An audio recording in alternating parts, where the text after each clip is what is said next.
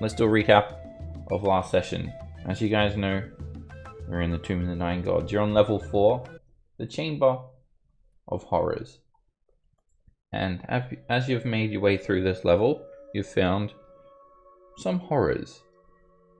After Nathan had entered a room filled with basically perforations that bled down lava, he had entered into Shigambi's tomb and never returned.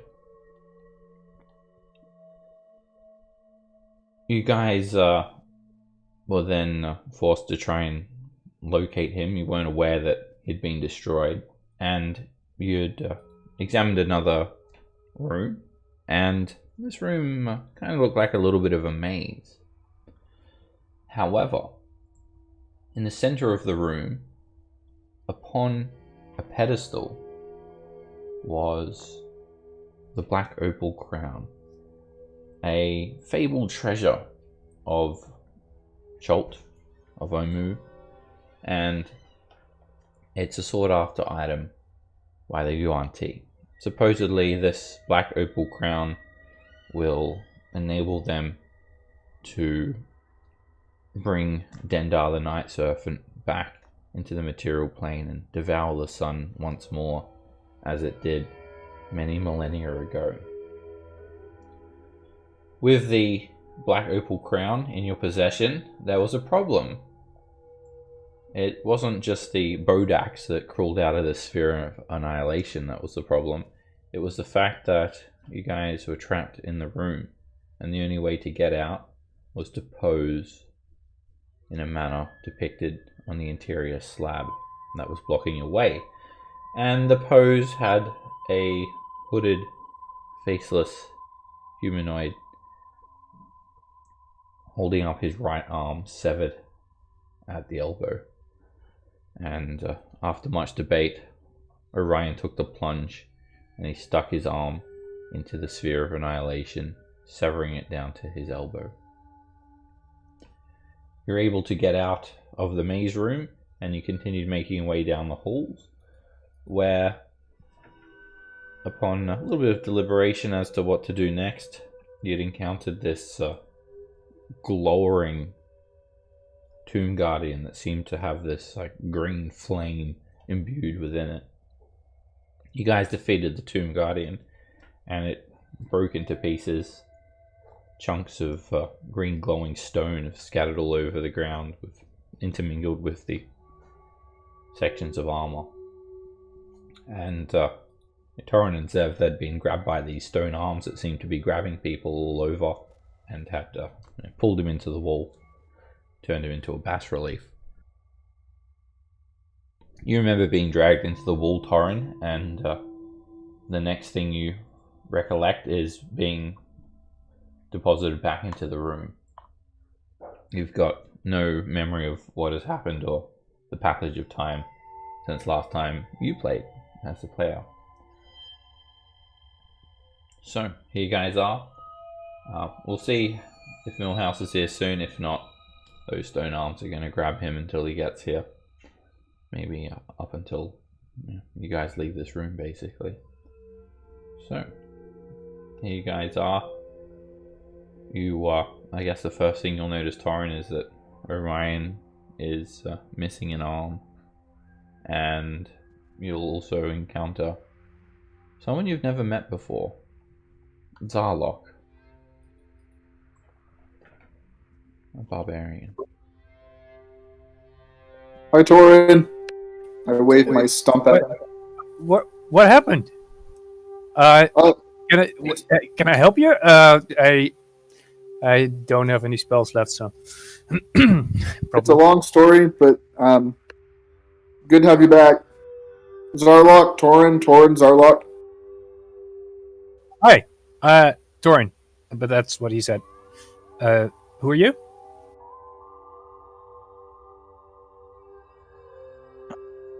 My name is Zarlok. Been here, I don't know. I was entombed just the same way as you have. I'm here to Well, I don't really stick to plans. Plans are dumb. That's great, because I was just about to start planning. Which way do we want to go next? Everywhere. Great. We have this super scary pit that has water in it.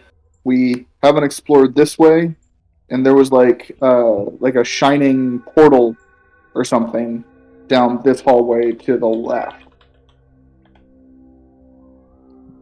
Any preferences?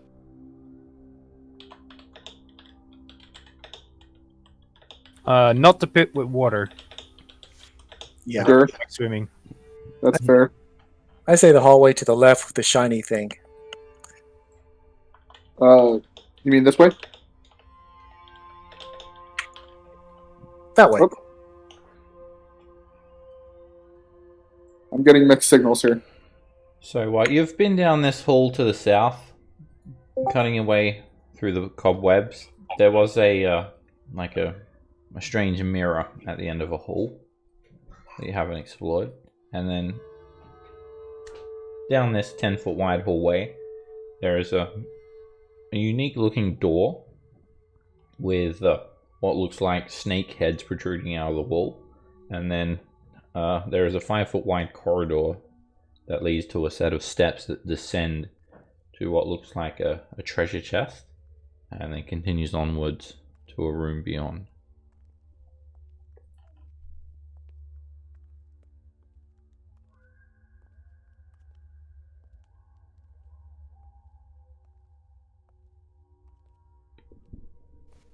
Let's go.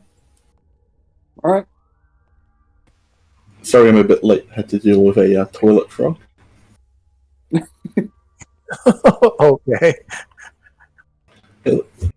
I went to do business, and there was a frog in the toilet. A frog or a toad? Frog. It was definitely a frog. Amateur. If it's not a cane toad, it's nothing. I don't think cane toads can fit through pipe. No, they That's can. on there. They can. Alright. Get down there. So, you view this ghastly looking door. What appears to be a large stone door looms at the end of the hallway, but it bears no handles or hinges. Jutting from the wall on either side of the door, there are 2 matching bronze sculptures, each the head and neck of a serpent with its fangs bared. On the lintel above the door is inscribed the following message, written in common: warm like flame, cold for the cruel, still for the dead, gruel for the ghoul.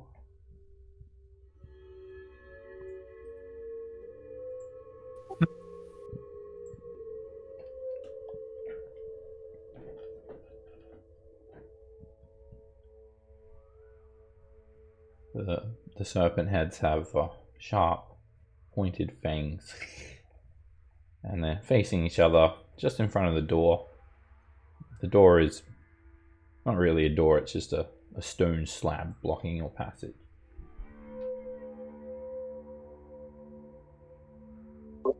Any ideas? Well, be careful. I was about to not do that, but good call. I carefully go over and examine those snakes. Right, make a perception check. Oh, yeah, that's gonna go with. Well, Right, Oh, you not take too a bad. look at the serpents and have open mouths, sharp fangs, and where the neck of the snake is, you notice a tube. There's like a tiny little tube at the back of its mouth, and the fangs and the mouth itself, it's covered with dried blood.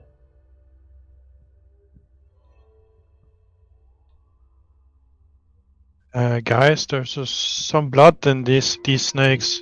There's a tube going into the snakes. Maybe we have to donate some blood. Yeah. gruel for the ghoul,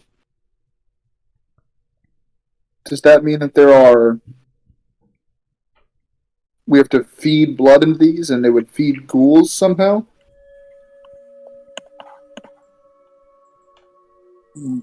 Sounds like it. I mean, do ghouls eat blood, or do they just eat flesh?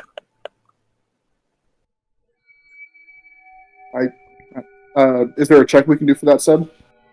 You could make a history check to recall knowledge about ghouls. Don't we? It would be in the Would it be in the manual? The old monster book we got. Oh yeah. Volo's Guide to Monsters. Yeah, I think so. There's you can flick through the pages. There's a small section about ghouls. It just says that they hunt in packs. They emerge from graveyards and dungeons, and it's basically a tidbit about their relation to gnolls. And basically, after a gnoll warband has ripped through a town, the ghouls will emerge and come and feast on the remains of the gnolls' victims, any bits of flesh that perhaps the gnolls didn't eat themselves, and that's about it. Says they revere Orcus, and Orcus and Enogu, they're kind of buddies, so that's about it. It doesn't really have any extensive knowledge on ghouls themselves. You're not sure specifically if ghouls drink blood, but it's pretty common knowledge that they eat flesh, and most people, if they have flesh, they have blood, so you can't imagine that they'll eat the flesh and then not actually like the blood. What kind of door is it? It's not really a door, it's a stone slab. Just a big old block of stone. Does it look like it's going up or down? The door, it's flat on the floor. Ceiling, it's just a door, Trying to It's a pin slab. my spear under the door and trying to just see if it's possible to lift it all. Not that I think I can lift the whole thing, but maybe just see if it moves in any direction. Alright, you can't even get the spear under there. It's sealed. Doesn't move at all when you try to move it.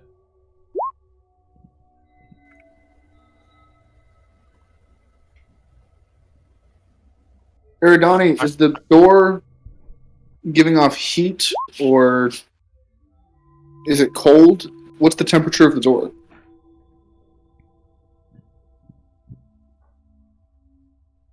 I don't know.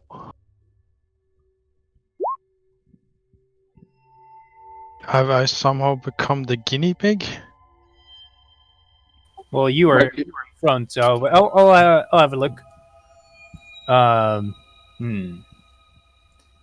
Do a roll perception check for this to see if it radiates heat. Yeah, you can make a perception check. I mean, if you're not touching it, you could just put your hand on it if you wanted to. No, I'll stay behind the snakes. Okay. You don't feel any change in temperature when you stand near it. Don't think so. Warm like flame. I just don't understand. I'm just gonna lift it. You can't Sure, lift it. You place your hands on it, and for starters, there's nowhere to really grab onto it. It's a smooth, flat stone slab. So basically, putting your hands on it and trying to push up, and it's not moving. I'm pretty sure. I mean, the heart fits. Does it? A heart? Like the heart of a creature? Oh yeah, like warm like a flame. So love or whatever. cold for the cruel, you know, they have a cold heart that doesn't beat for the dead, and ghouls eat it. That is super smart.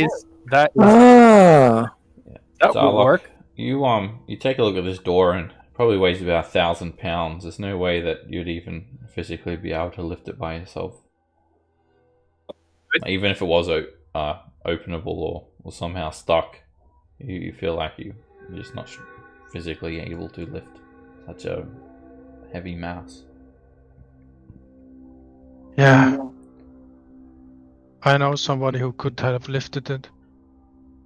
But he's not with us anymore. Oh, you have the powerful build? Oh, you're Goliath. Yeah. That's right. And I have the bear. Okay. You have a powerful build. That means you're able to push, pull, and lift double what a normal person usually could. So it started to budge in that case with your powerful build. Maybe don't force it. You started to lift the door. Maybe you need some help. Can I help? You could have lifted it. It weighs 1,000 pounds. I can lift 2,400. Yeah, you can lift double what anyone else could with powerful build, because you get treated as large when it comes to that sort of stuff. So you 30 times your strength score. Sorry, 60 times your strength score.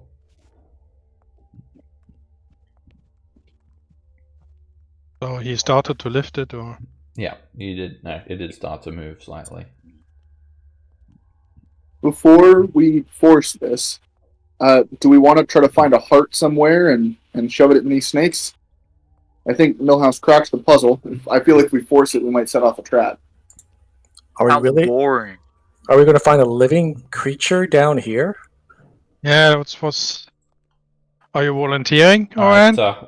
Ijin says to you, "Hear that? Hear that? They've got some plan. Plans. Let's just open it. You were opening it, right? It was moving. Oh, Let's yeah. do it. This is fun. I like you. Yes. You're strong. Let's do it. stuff. Screw plans. They're boring. Lift. I help. Okay. With those traits, Zarlok, yeah, a 1,000-pound door soon becomes just an easy test of your strength. Probably as a Goliath, you could do it with one hand. Yeah, maybe you can use this to pin it to the ceiling. All right, you give him 2 pittance. He lifts it up, and as you pull the slab up, you hear the sound of like clanking chains. And not only does it open that door and reveal the room beyond, it also opens 2 more secret doors that are just beyond the slab.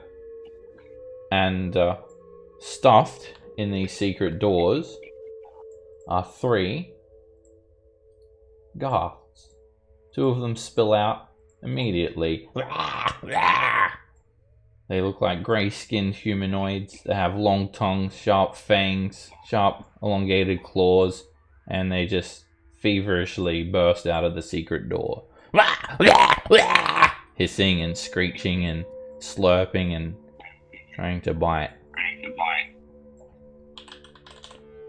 Just quickly, Seb, I started casting Mending on Sonic just before Torrin investigated the door. Did I get one of them off? Before Torrin was Torrin investigating? started. It's actually, I think Zarlok tried to lift pretty much straight away after that. You didn't finish it. Right. It was like you almost completed the spell. Alright, so there's some gas behind here. You're still holding this slab up, Zarlok. No. It's And, pretty easy. Put it down! Probably. Put it down! Quickly!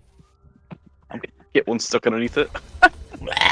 A ghast comes out of the room, and the stench of this thing is absolutely horrible.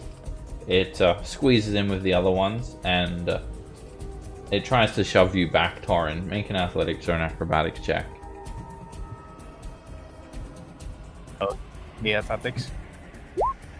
Alright, merges forward and pushes you back and steps on the other side of the door. Screeching and slurping, its long tongue flicking around wildly. Orion. I open the door up, but I'm not doing that anymore. Yeah, I can hold it, He has no trouble opening it anyway. but I can't fight. I'll run in, and I will chuck a produce flame at this ghoul right here. The one who just shoved Torn.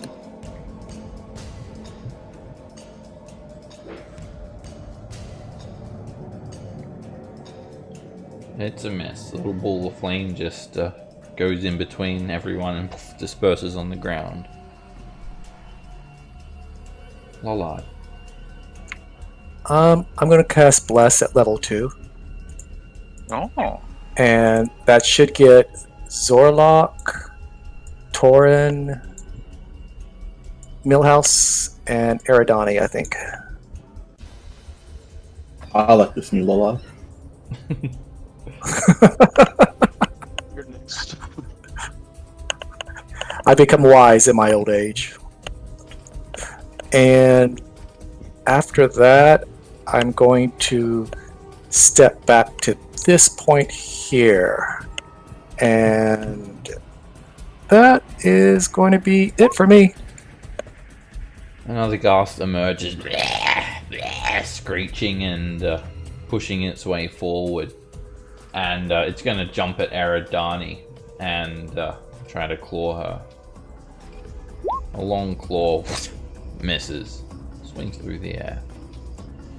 Zarlok, two things happen at the start of your turn. Firstly, you hear a click, and the weight of the slab no longer bears down upon you.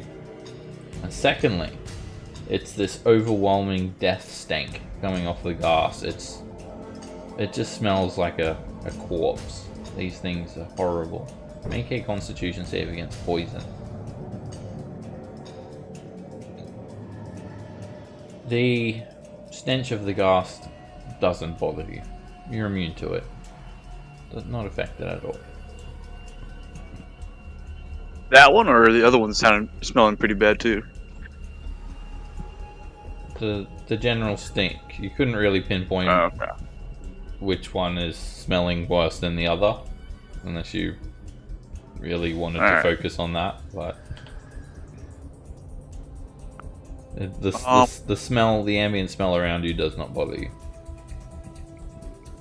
I'll pull up my great axe, I guess, and start swinging. I'm not gonna rage, no, but I'm not even reckless either. I'm just gonna try to swing it at this one here. Big roll.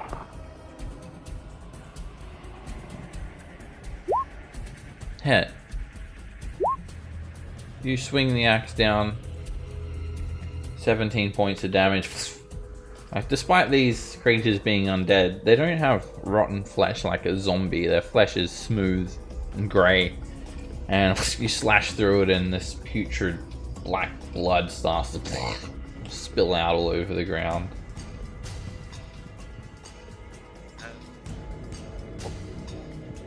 Hit. Take another big swing and you hack into the ghast. You almost completely cut it down. It's very badly injured. I will end my turn there. This ghast is going to try and tear its claws into Zarlok. And it misses. Millhouse. Alright. Let's see. Well, I want Sonic to get in there. Yeah, nowhere I go, I'm going to get a better shot. So I will firebolt that one.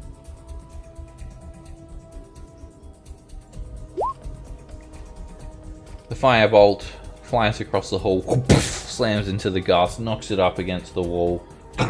It hits the floor and it's completely scorched. Smoke rises off of it, and it's no longer moving. Alright. I will then move up to here. And then I'll use my bonus action and command Sonic to attack the one south of Zarlock.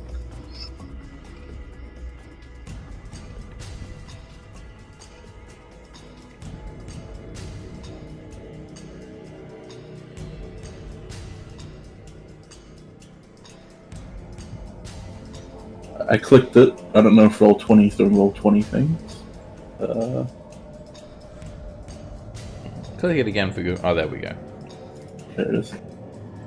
Sonic spins up, jumps forward, smashes into the ghast's side and rips out a big chunk of its undead flesh. This ghast is going to try to claw at Zarlock. It slashes you for 8 points of damage, and you need to make a Constitution saving throw.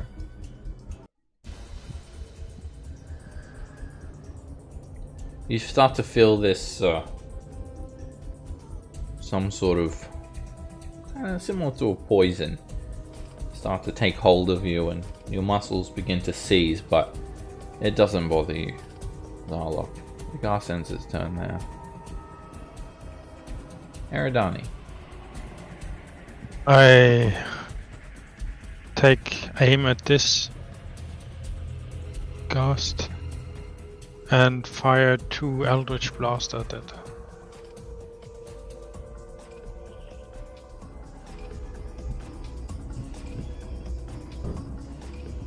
Hit. And I blast him 10 feet back. The beam crashes into the ghast, knocking it back 10 feet. No curse damage, so 8 points. Slides back, and it looks like there's a bit of a drop off beyond. Yeah. I'm firing again at the same one. Oh. Miss.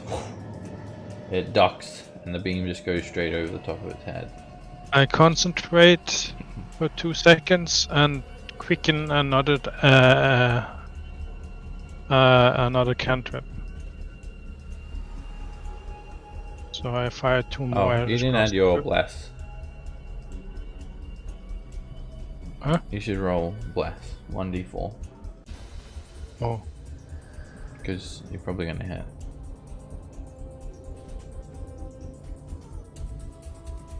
I pushed the button, but nothing happened. 16 there we would have hit. Okay. Then I push it over the edge. And that's the damage. Another beam crashes into it, and it goes flying off this ledge, and you no longer see it. It seems like a little bit of a drop. Did we hear it crash? Yeah. Well, I Little still bit of a concentrate. I still concentrate and try to hit this one twice with a quickened cantrip. Or still no bless. I mark bless. Why? You don't have it ticked on the attack modifier. Oh, 14. 14 misses. Not a hit. Yeah. And one more. Hit. That hits. The beam slams into the ghast. 14 damage is enough to soften it up a little bit. Goes And flying push back it 10 10 feet feet. back. And it's on the edge of this ledge. And that's my turn. I take 2 steps back. Torrin. So, quick question. Before last session, we went level up, and I now have 3rd level spells, but I'm not sure how that works with my spell slots, because I don't think we had a long rest, or at least I won't have had one in the right? Yeah, you haven't taken a long rest. So you've gained everything you've gained from leveling up. So you've gained 3rd level spells slots. Okay, so I do have those 2 level spell slots for Yeah. 3rd level. Yeah. Okay. But you'll need Good. to take a long rest to prepare spells. Oh, right. So I can use the 1st and 2nd level. Right. I get it. I'll not use them, but I just wanted to know. I'll use my longsword to attack this ghoul in front of me. A cast, sorry.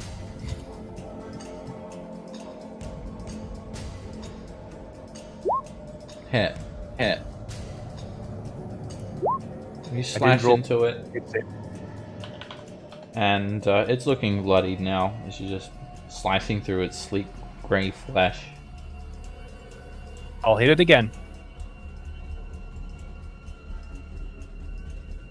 It's a miss. The ghast. Oh, bless.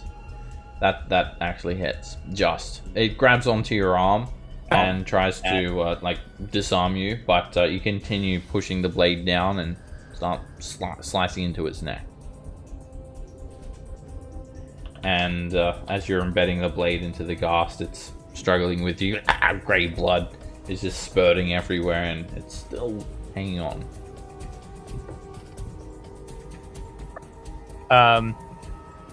That's my turn. Another ghast emerges from the cavity next to the slabs from these secret doors, and it jumps out of here and jumps on Zarlok and tries to claw Zarlok and miss. Another one rushes forward and jumps on Zarlok as well, and it just rips a claw into your neck, embedding its claws deep into your flesh for 14 slashing damage. I'll use my reaction for Stone's Endurance. Okay. Alright, you flex your neck. Oh, damn.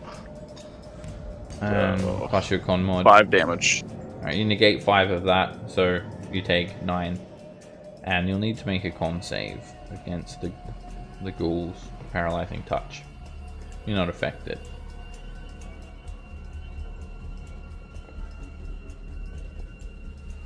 This ghast is going to try and claw you, Torrin. It swipes a claw towards you, and deflect attack. It's too late. It hits you, Torrin, for 9 points of slashing damage. Make a con save against the ghoul's paralyzing touch. You can feel your muscles seize up slightly, but you're not affected. Okay, so do I roll bless for this one? Normally? I mean, it is not. It's a saving throw. Bless is okay. Attack rolls and saving throws plus 1d4. So you just take 9 points of slashing damage.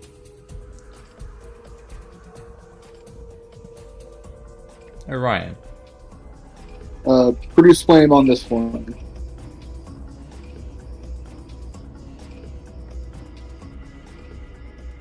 That hits, and the flame generated from your spell just overwhelms the ghast, catches it on fire, and then it quickly sinks to the ground, smoke trailing up towards the ceiling. It hits the floor. I can still do things, guys. Lollard. It's good. Let's see, 1, 2, 3. Yeah, I'll give it a try. I'm gonna move up to this point here, and I'm going to go ahead and cast that on the gas only.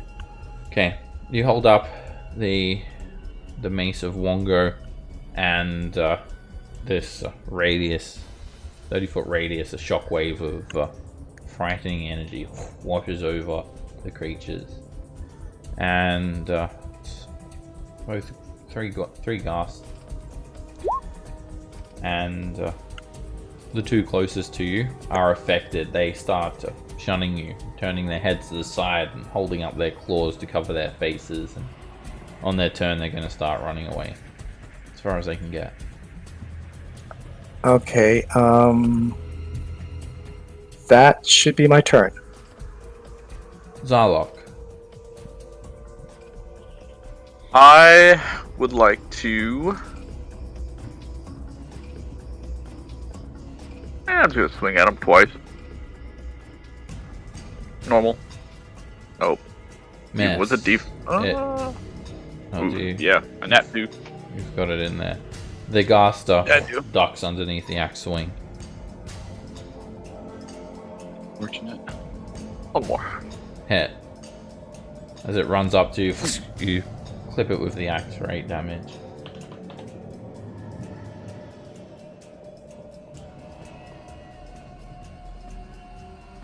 This Ghast is going to rush forward. And it's going to leap through the air, claws first at Torin. And just bounces off your arm. Bounces back. No house. Alright. Yeah. 5 bolt. Oh. So I'd roll up. 5 bolt on that one.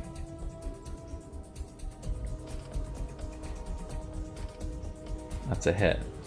The mote of flame whizzes by Torin, slams into the Ghast's chest, and starts singeing it.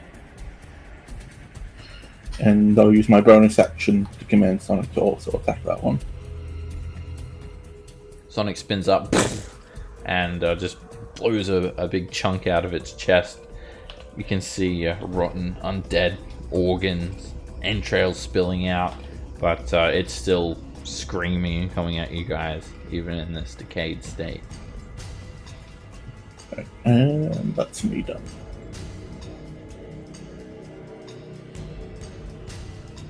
Eridani. Well, I try to hit this one this time, smearing along the wall. That hits. Don't forget you have Bless as well.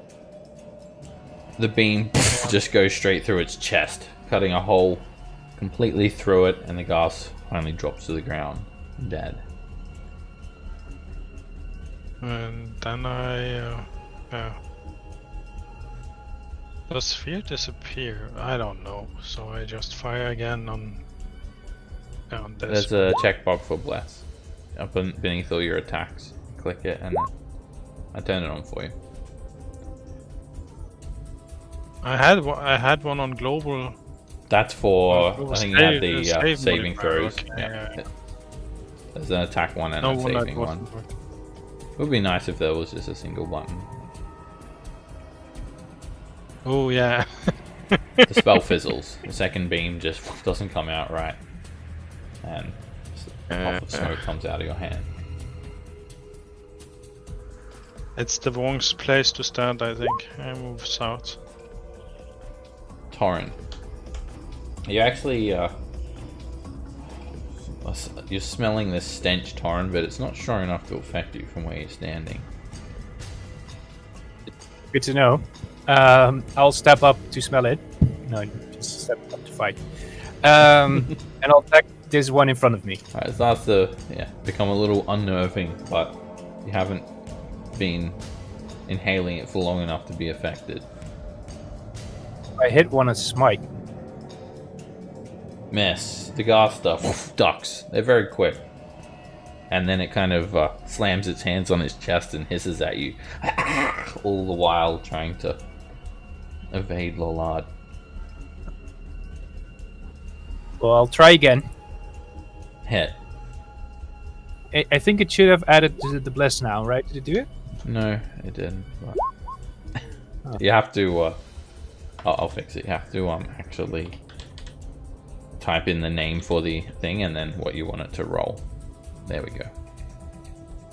It's gonna do it next time. Example that it could be bless. Right now, I get it. Thanks. But this hits, I think. Yeah, 19 hits. Yeah, and I want to smite. Because why not? So I add... I'm using the 3rd level spell, so that's 48. That's 5d8. It's undead. Oh, and then You sure you need that one? An extra d8. 2 ones, I kind of need it. Alright, your longsword is sheathed in radiant energy and you just sear it down to the ghast. It's no longer so smug and taunting. Instead, it's just being basically incinerated from the radiant energy. It's very injured. Okay, great. Well, I'll stay here, and although it smells bad, but I think it's better to stay here. End of turn. This ghast is going to start running and provokes an opportunity attack from Torin and Zarlok. Zarlok, Yeah. you take a swing, you're ready, and Torin, you also hit.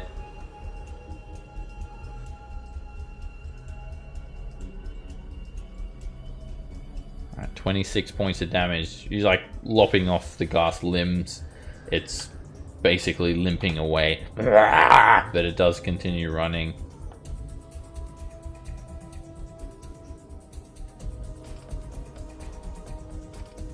It just flees in terror away from Lalad as far as it can go, but it'll turn around at the end of its turn and looks like it's going to start making its way back towards you guys. This one does the same thing, runs away. Orion. All right. I'll move forward here,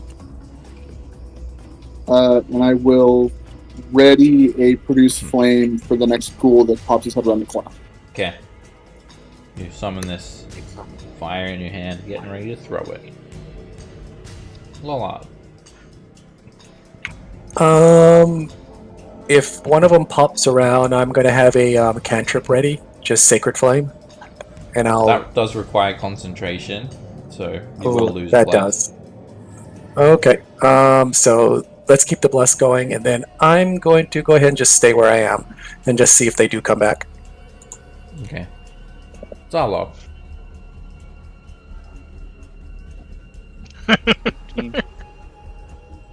Alright, when you 15. run into this room, Zarlok, you're on let me the go top back. of a 15-foot high ledge.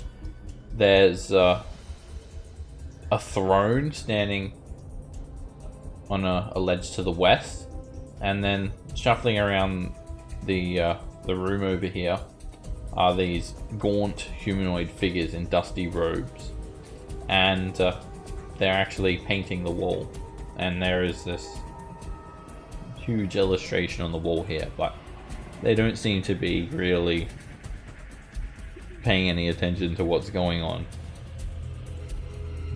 That's good. We gotta run up to this one here. And I'm gonna swipe him twice.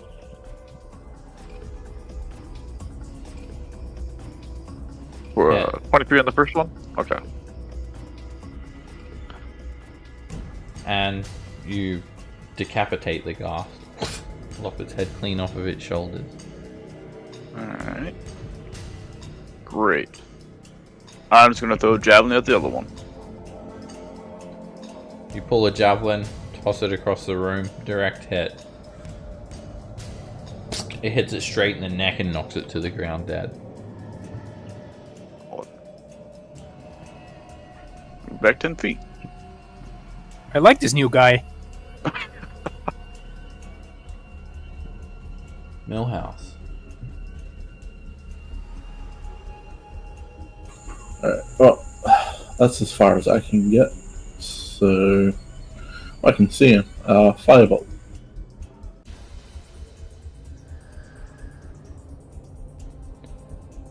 Your spell fizzles, and you do a smoke bolt instead.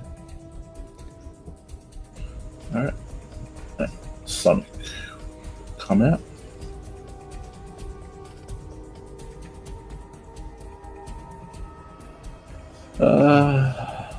I'll leave the pathway open in case anybody else wants to go on. He will dodge. Eridani. Well, everybody's moving forward, so we go with a group. And that doesn't work. Okay, I stand here and keep an Eldritch Blast ready if anybody comes around here or here. That's an enemy. And that's my turn. Torin. Right, so I'll look forward to see more.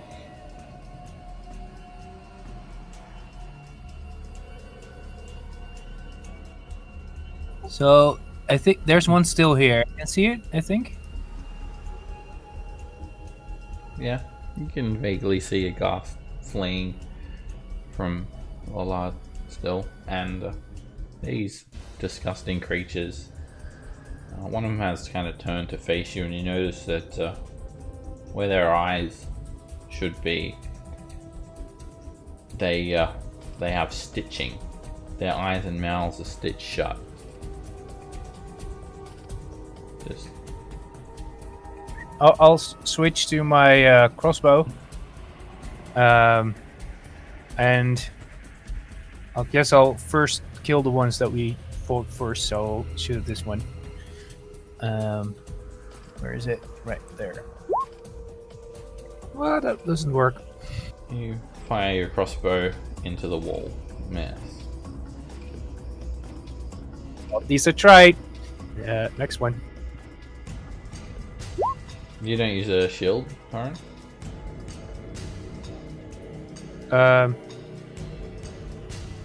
I did before, but when I use my crossbow, I can't. So I dropped my shield. It takes an action to take your shield off. Ah, You okay. can't just In that drop case, it. It's fully strapped to right, your arm. right. So I cannot use my crossbow. Okay, Oh, good so- thing it missed. Yeah, I'll just say that your action is wasted. Anyway. Alright, this Goth is going to keep on trying to run away. And it's basically got as far as it can go now. Total dodge. Orion. Alright. 10, 20. Are we lucky? We are not lucky. Move here. God damn it.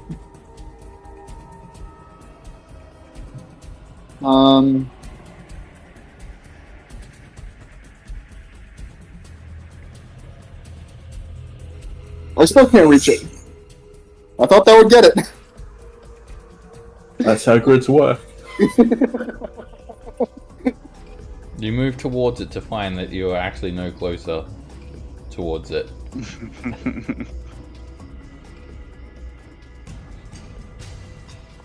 Throw a dagger at it. And daggers have a short range of 30, so I have disadvantage on the throw. Yep. It's also dodging, so you'd have disadvantage whether it was short range or long range. You can hit it. Come on. Yeah, see? You throw it and it sticks into the Goth's forehead, and it's still not dead. That would have been baller, but that's all I got. Lollard. I'm going to go ahead and use this right here and get a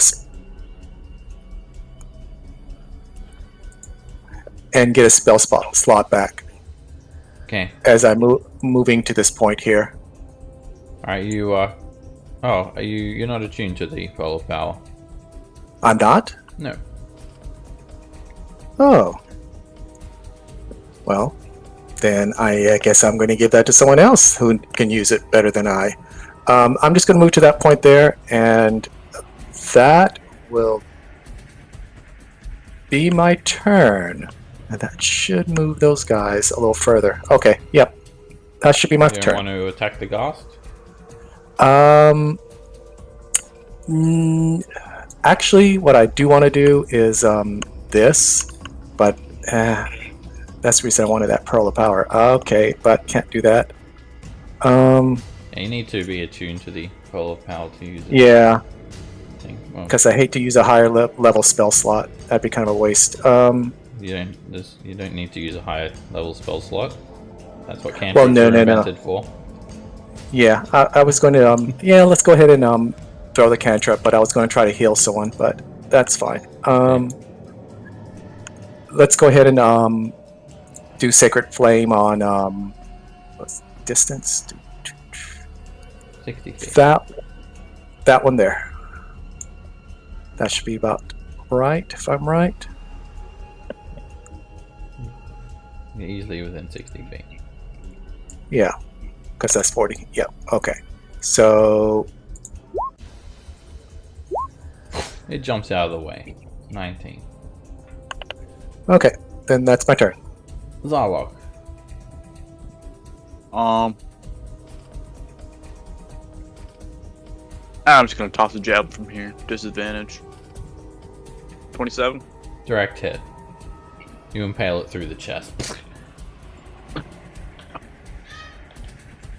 You almost stick it into the wall and it sinks onto the ground.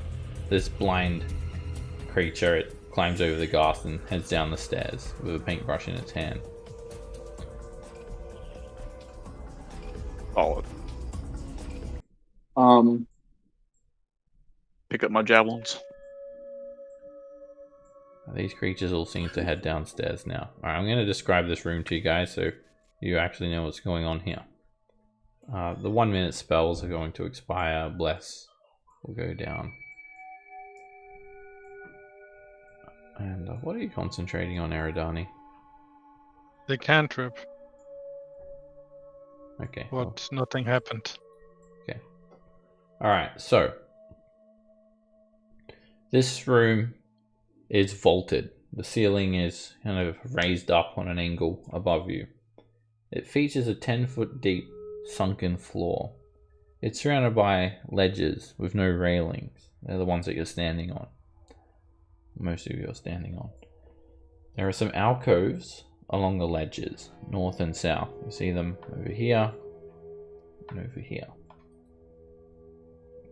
And they hold painted wooden statues of hornet-headed humanoid warriors, each wearing a grass skirt and clutching a spear, so they look very Cholton. Then there is a gruesome throne lashed together of bone and strips of skin standing atop the west ledge. A fearsome horned skull surmounts the throne. Small skulls are piled around its base. The seat of the throne appears to be made of stretched skin, and resting on the throne is a metal scepter. And Papazol's got something to say about this millhouse. Millhouse. That throne. It is made from the bones of dead Omuans. And that skull. That is Omu's great Minotaur champion, Karagos.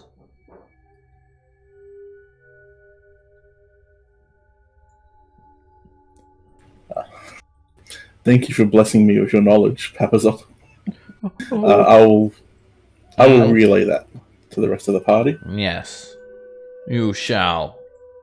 I watched that Minotaur champion fight many a time in the great gladiatorial arena. I would be sitting on the highest vantage point while I would be fed grapes by peasants. Those were good days. Orion, I don't think it's a good idea to disturb that throne, and by all means, we definitely will not be picking up that scepter. I mean, I don't know that it's going to be harmful, but why should we tempt fate? We're definitely not going to risk it. Well, as usual, we'll send everybody else first, and No. We just don't send anyone. Can you tell them? I mean, if it's going to be detrimental to them, then it's going to be detrimental to us. So let's not touch it, please. This makes sense, guys. We should leave. There's no reason to be here. Let's just not trigger the trap again. I mean, there might be a chance that one of the gods, such an important item, or appears to be an important item, a god might be inhabiting it. Alright, so there's obviously the one more feature to this room. As you guys are discussing this, shuffling about this sunken portion of the room now, are these three gaunt humanoid figures. They're wearing dusty robes, and the robes are draped in cobwebs. And they've turned around, so you've got a look at their faces now, and their eyes and their mouths are stitched shut. Someone has sewn their eyes and mouths shut. And they're armed with brushes and clay pots of pigment, and they're painting these pillars and the walls with these poorly rendered illustrations. And they were just doing some finishing touches up on the western wall when you guys had arrived. They don't seem to really care about any of the fighting that went on. Now, as you take a look at these paintings, they seem to actually be painting over other scenes as well. You will recognize the person in the start of this mural, Orion. It's the late Lord Brixton, and it's showing his death. He is choking on poisonous gas. And the newer illustrations that have painted over previous ones, they show some other harrowing scenes. You see Garrick jumping inside a chest before being pulverized into space dust. You see Nathan being sucked into a void of darkness, his body obliterated, also into space dust. And you see Orion sticking his arm into blackness, his arm also being obliterated into space dust. And a few other harrowing exploits, such as you guys being beaten down by tomb guardians and four-armed gargoyles. How did they know what to eat? They've been watching us? How? Can I tell how thick the laser paint eyes? There were eyes in the walls, remember? Maybe they're able to see us through those. Oh, yeah, that's right. But those were only on the third floor. They weren't anywhere else in the tomb. Eric died on the first floor. Yeah. To see how thick the paint is, Millhouse, you'd have to get up really close and make an investigation check. You couldn't tell from this distance. There's at least 2 layers, you know that. It's very dark over there as well, so... if I don't have it out yet, I'll pull out the lantern of reveal. Lantern's out, but the bright light of the lantern doesn't even reach that far. But, I mean, you can still see clearly in dim light with your dark vision, but, yeah. I mean, you're going to need to get up close to it to see how thick the paint is. I'll use detect thoughts on that one. Okay. From the Helm of Telepathy. Use detect thoughts, and it's not really thinking much. What will Asarak have us paint next?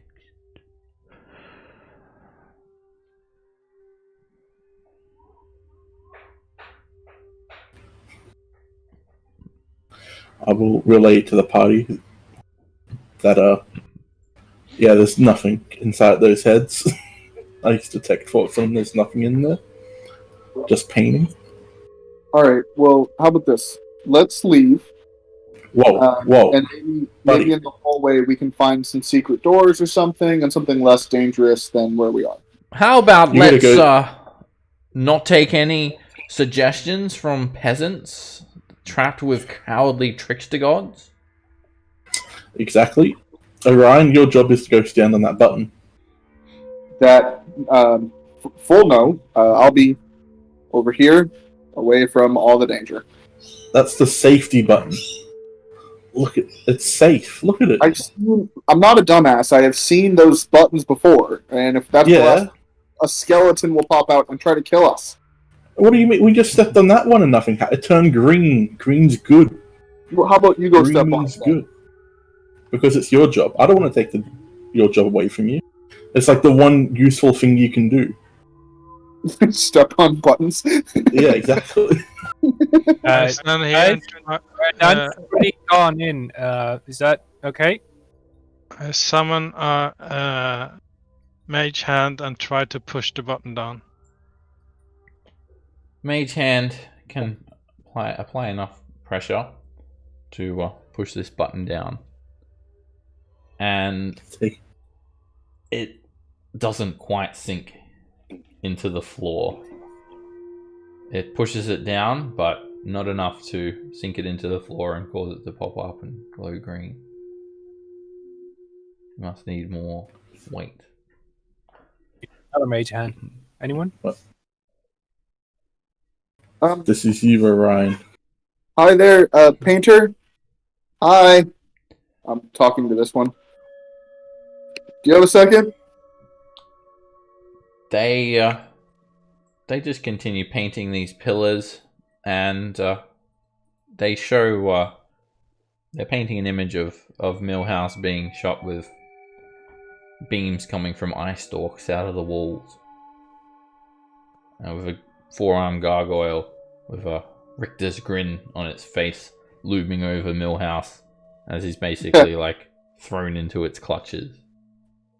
Ryan laughs. If you had a smartphone, you'd take a picture of that. Millhouse Hey, that never happened. Millhouse is depicted as like tiny and feeble, and the gargoyle's depicted as enormous and treacherous. Do you do commission? I don't even think a gargoyle hit me. Hey, That's listen, never happened. There's only 3 artists. There's 4 pillars. Is one I'm missing? paying you for commission. They don't just paint the pillars though; they're painting other things as well. They're moving about a little bit. Okay. One of them, the blind artist, clearly looks up towards Millhouse and then paints this like him being like having his arms ripped off.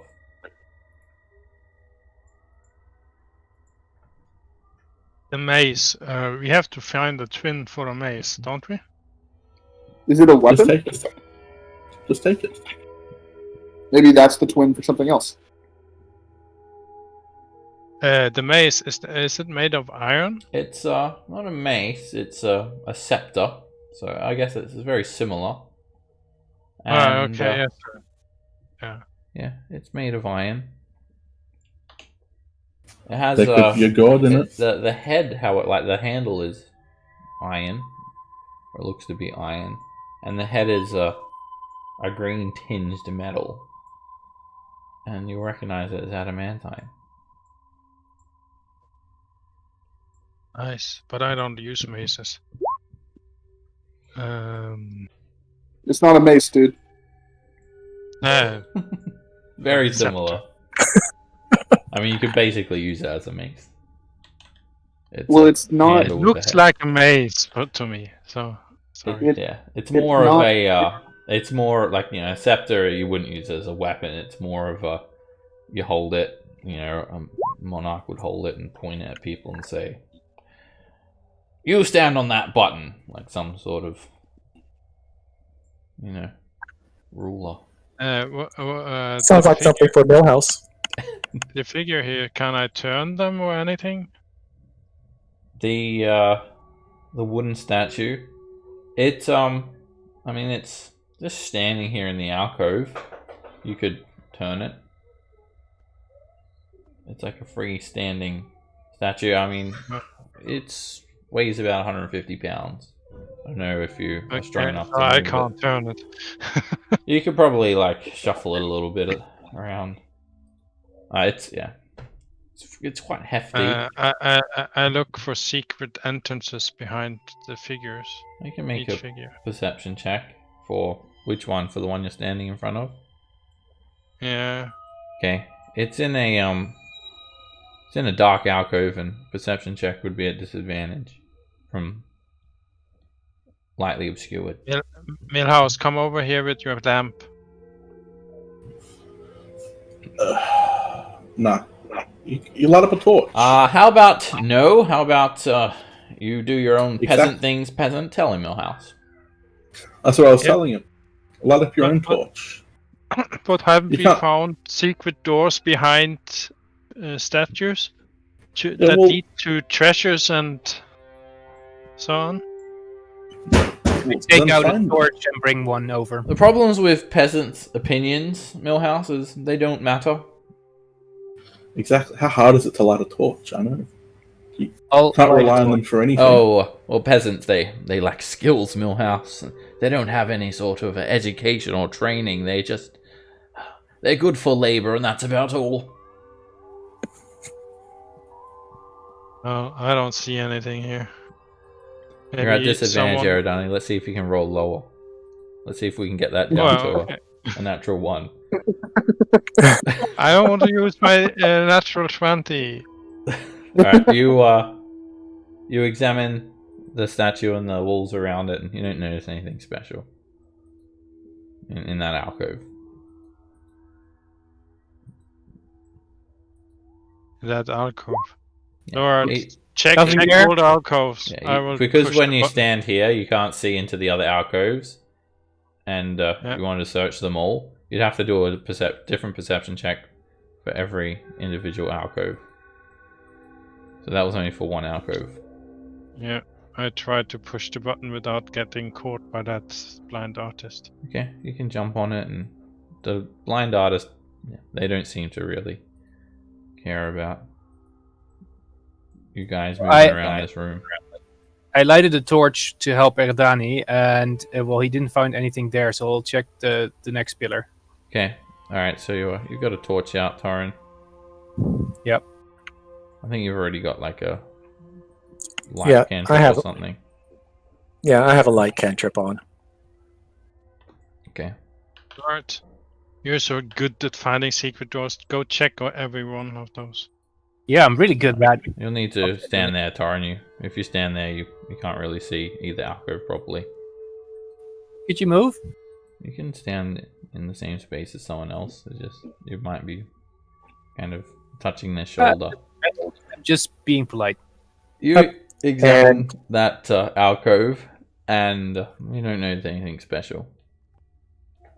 Just a Nothing here. I'll check the hefty next wooden one. statue. I'm going to cast guidance on Torin. Okay. Thanks. Alright, Do it yourself. You're good to find secret doors. you can make another perception check, Torrin, and you can have advantage. I mean, not advantage, sorry, you can have 1d4. You examine the walls here, holding up your torch, the orange flame flickering along the walls and casting some shadows of this hornet-headed Cholton warrior. And you don't know anything special about the alcove.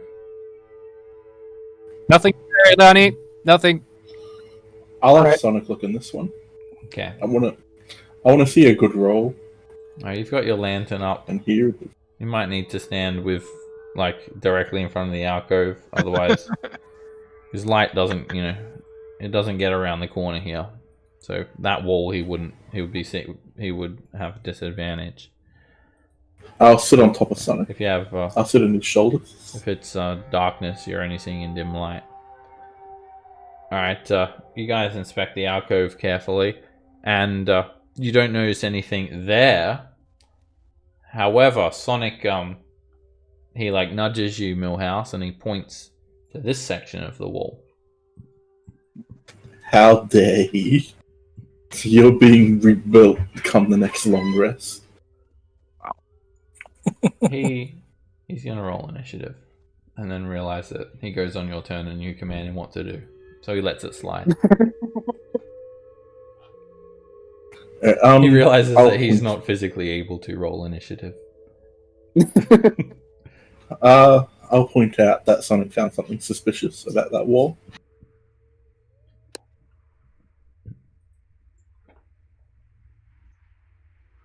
What did he find?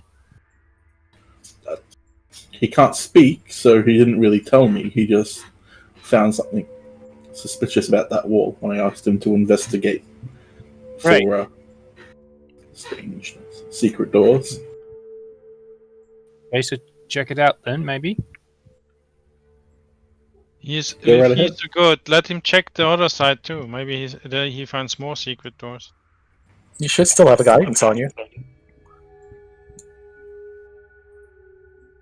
Seb, can I check out the area where the ghouls The came guidance from? got Hold my used up, nose he- and just put, like, He made a perception check. What was that? Sorry. can I hold my nose and really quickly check where the ghouls came out of? Sure. You can go in there and I'll let you know what's in there. You have to enter into the room. Alright, Torrin, you go and check the next alcove and you don't notice anything special. Alright, Ryan, you're not really trapped in there. You take a look in here. You scared me so bad. And there's dried blood all over the ground. The stench is horrible, but you know, even with your you know the breath that you took in to hold your breath, you could smell it already. And dried blood all over the ground. Then there's a like just a wooden bench, and there's like dark stains on the walls, and there's actually a thin tube feeding out from this section of the wall, and it's covered in dried blood as well, almost like a straw. Drinking Got straw. Makes sense. There's some chains dangling from the ceiling. 3 sets of chains dangling from the ceiling that kind of you disturb with your shoulder as you saunter on through. Can I climb up to the ceiling and see if, like, where they're connected to the ceiling, if there's anything odd there? You can make an investigation check, Orion, see what you can make of these chains.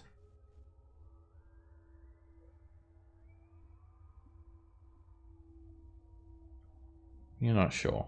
You're just... Okay. You're a good boy, though. Good doggo. Oh. You're not Smells sure. great. You're not sure what the chains are for. You fail to realize that the chains are for opening the stone slab. I don't. Even though it's I don't blatantly like being obvious. chained up. But you can't. Your character can't figure that out. Yep. All right. I wanna check out this one too. Okay. Why? Make a perception check. Sonic checked that one, didn't he? He did. Yeah, Right? and he didn't find anything. Yeah, I just like to see people fail, so I didn't tell her.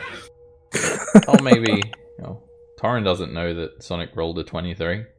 That's what sort of armor do you wear, Millhouse? Infusion resistant armor. What kind I of just armor? had a quick. It's the non-magic adamantine. Half plate, breastplate, half plate. Half plate. Okay, that's what I was getting at. All right, I'll give you because it's attunement. I'll give you a handout for.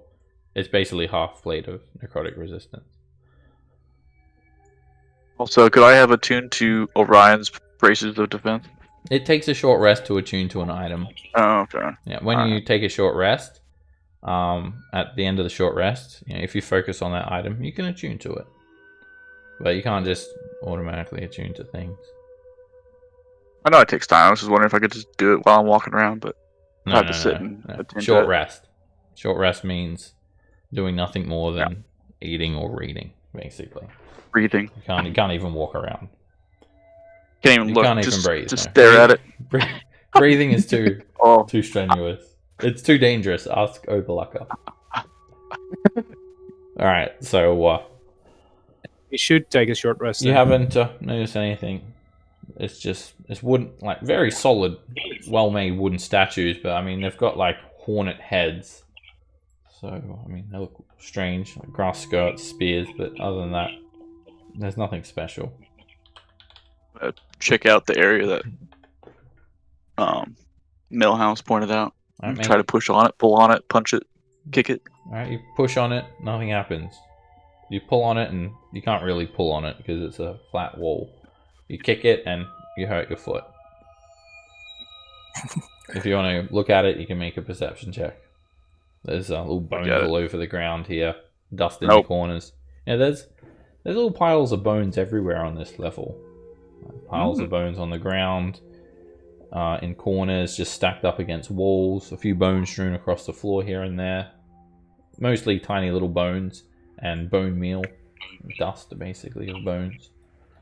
Are you? You're not sure what Sonic was pointing to because you don't notice anything about that corner. I'm going to cast guidance on myself and just look around for any type of passage, mechanisms, or anything like that.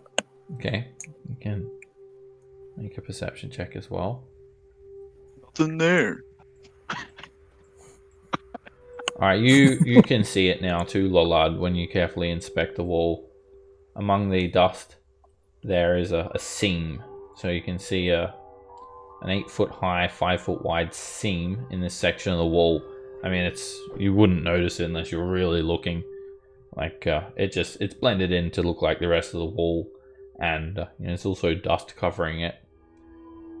And you notice this little loose bone kind of sticking out among the piles of bones and the dust on the ground. It looks different. It doesn't look like regular bone.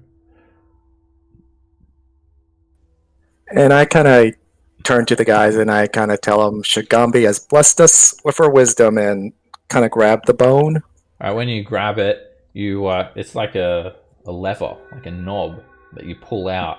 And when you do, you hear a click. Then you hear some mechanical sounds and like clanking chains. And all of a sudden, the wall sinks down to become flush with the floor, revealing a secret tunnel that moves up to a spiral staircase leading up and down with a flickering torch lit in the secret tunnel. Can you close it again?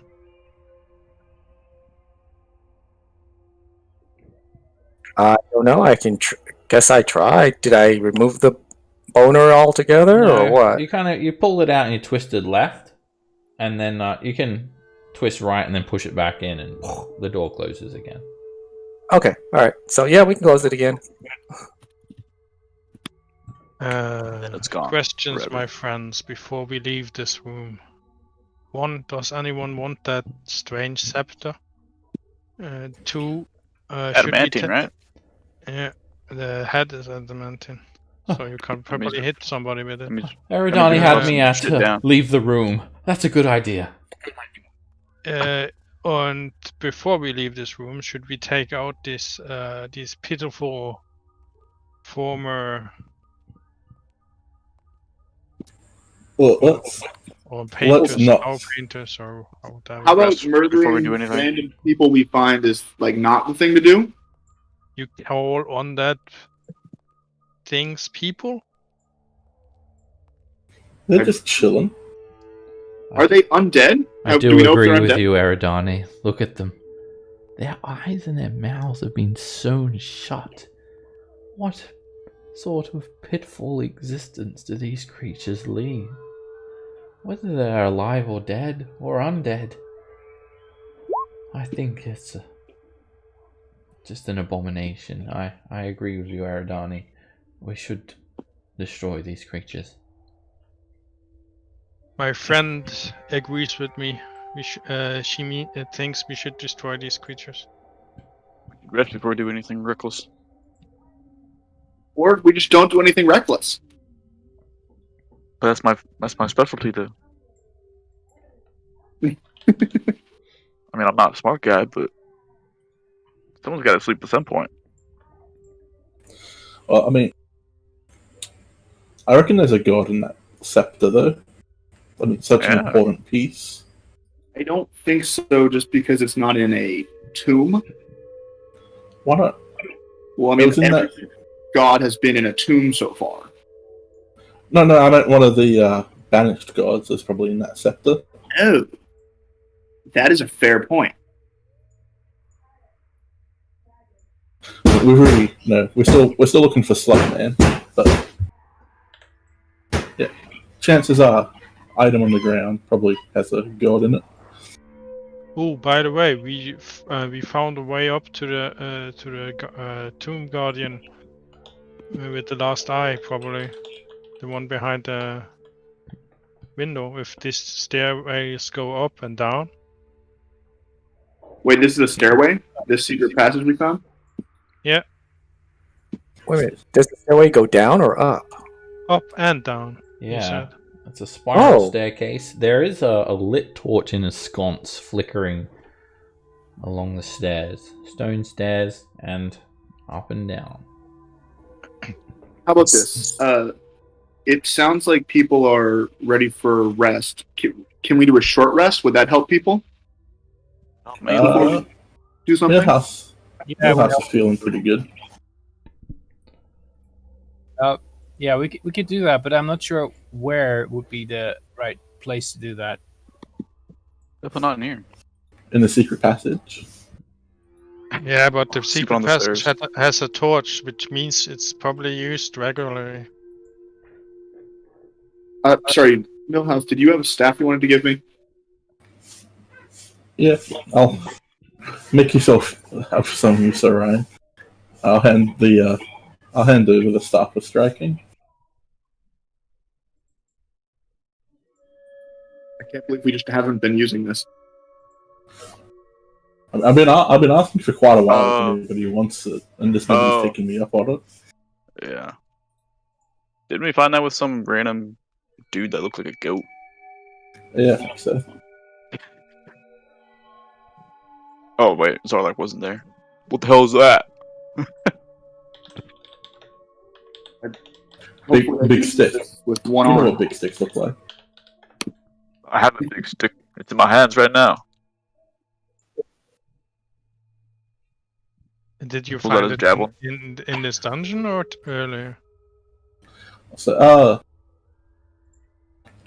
have I used the spell of identify, the scroll of identify yet?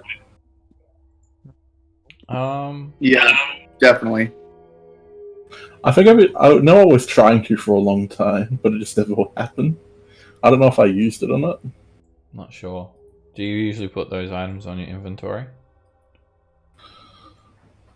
No. I think I did use it. Let's just say I used it.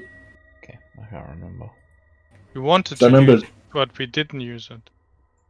I remember you I wanting to tried use it a few lot of times. You talked about using it multiple I know, times. but it's never happened. Well, something always came in the way. Something always happened. Well, very nice all, but I think a short rest would be a good idea. I'm still wondering about where. If we free these miserable souls, we probably get a room for ourselves with an We could- ominous throne and a scepter. And with freeing them, you mean killing them or what? Yeah, That makes me uncomfortable. Let's just leave them alone. Let's stop, poke the sleeping bear. Let's come back later. Seems to be okay. the best idea as well. But yeah, maybe I still think it's wrong to find let another these place where- souls we could rest. suffer more. They look happy painting. They look happy enough. Would you be happy with your eyes and mouth sewn shut? I wouldn't be happy, but these are dirty, filthy peasants, and I would I'm be sure happy. they'll be happy to. I would be happy with your eyes and mouth sewn shut. Yeah, Papazot will say. But how would I convey your messages to the world? Not yours, everyone else's. Ah, yes, quite right. Your body is still needed as my vessel. I need to convey my dominance.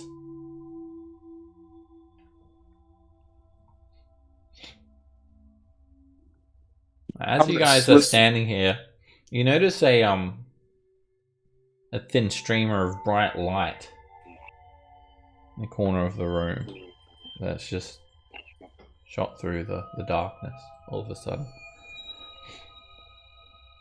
Hey, what's that over there? Did we check that? Go for it. I mean, we found It's the presumed way up to get the last eye. I think we should deal with that before we go exploring further. Because wasn't that the whole point of coming down here? Well, initially in the first place. I want to check it out. All right. The wall has a gap in it now. Wasn't open a moment ago, and there is a streamer of bright light peering through the crack in the wall, and there seems to be a room beyond. Room here, and it wasn't here before. Shall I try to open it? Sure. Okay. I'll push the wall to open it further. Now you have to kind of squeeze in next to the statue, but you can push it open, and it opens like a regular door away from you, and there is a glowing orb. It looks like a sun hanging from chains from the ceiling. There's some mosaics on the wall as well, but yeah, you can't quite see into the room properly. Oh, if I step in here, okay. I'm going in, and I go in. It's a she says sarcophagus. that. Sorry, what? There's a sarcophagus in here. What did you want to do, Aridani? I close the door off to the secret passage as Laura did earlier, and then I go up and.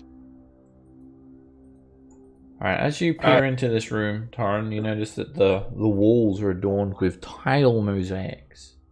They depict a jungle city, intermingled with frescoes of flowering plants, birds, and insects, and humans wearing gold skirts, carrying spears and ornate jugs. The ceiling above you is painted to look like a clear blue sky.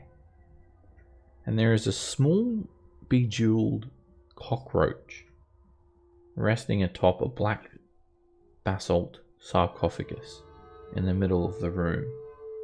And then above that, there is a 2-foot diameter orb hanging from a single chain above the sarcophagus. And it's made of hammered gold. And it's hammered to resemble a smiling sun, and it's glowing brightly like a sun. I'll move a little further in and enjoy the sun and view.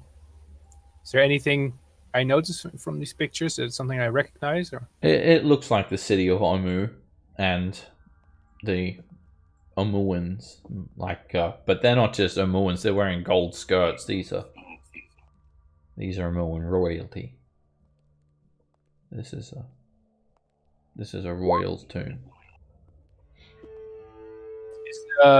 Is it only light that comes from this orb, or is it also heat? Just light. There's a name etched onto the top of the sarcophagus, in which the cockroach stands. It says Napaka. Napaka. Napaka? Yes. It says Napaka, yeah. That's your great grandma, Orion. That's my great grandmother-in-law. No, really, she's a member of the Omuan royal family. She's Princess Mwakshnere's mother, I want to or great. It's her grandmother. Okay. Good story. I want to carefully examine the sarcophagus, and you said there was a cockroach on it? Yeah. It's a small bejeweled cockroach. You can make a perception check to examine things. Well, It's alright. I mean, the thing that you notice the most is just the size of this cockroach. It's not life size. It's quite large. It's about a foot long, maybe a little bit less, and a few inches high. It looks like a container with a lid. At the top of the cockroach is a lid. The bottom is a container. The cockroaches got these tiny black pearls for its eyes. It's made of gold, solid gold. Okay, I'm gonna try to open this little thing that I found. Please stand back. And I pick it up, and I open it. You pick it up and you open it up. It's a jewelry box. Inside, I mean, the jewelry box is worth 1,500 gold for starters. It weighs 5 pounds, and inside there are 2 items. There is a small jade key shaped like a crocodile. Little crocodile key. And there is a necklace. A gold necklace with some red, it could be like spherical rubies dangling on them. Some sort of red gemstone. Or red. They look like pearls, but they're coloured red. Could be bloodstone. Nice. Could be ruby. Probably. I take out bloodstone. I take out the key and check if there's a keyhole somewhere in the sarcophagus or in the room that the key would fit to. No, there's no keyholes, but you've got crocodile key, so note that. And then the necklace, it looks like a magic item.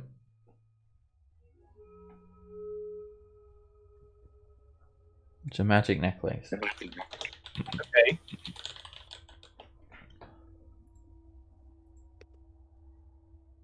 I'll wear it, maybe? Yeah, I'll put it on. Okay. Yes, it's magic, right? Yeah, you do need a short rest to identify it. So Yeah, you can like put it on now, and then when you take a short rest, you can identify it. Except there'll be no need for that. You know what it is. Just putting it on identifies it as a necklace of fireballs. It's a rare magic item. It has a number of beads, 8 beads hanging from it, and basically you can use an action to detach a bead and throw it 60 feet away. And then when it reaches the end of its trajectory, the bead detonates as a 3rd level fireball spell. You can even hurl multiple beads at once, more than one if you like, and or even the whole entire necklace. And for every bead beyond the first that you throw, it becomes a next level fireball. So 4th level fireball for 2 beads, a 5th level fireball for 3 beads, and so on and so forth. So if you threw 8 beads, it would do 16d6 fire damage. And when you put it on, it detonates. Solid. Uh-oh. It immediately explodes. And Torrin, Zarlok, Millhouse, and Lollard, you will need to make a dexterity saving throw. And Zarlok and Lollard, even though you're around the corners, you're not going to get any cover because the fireball spreads around corners in an enormous fiery explosion. I'm casting this.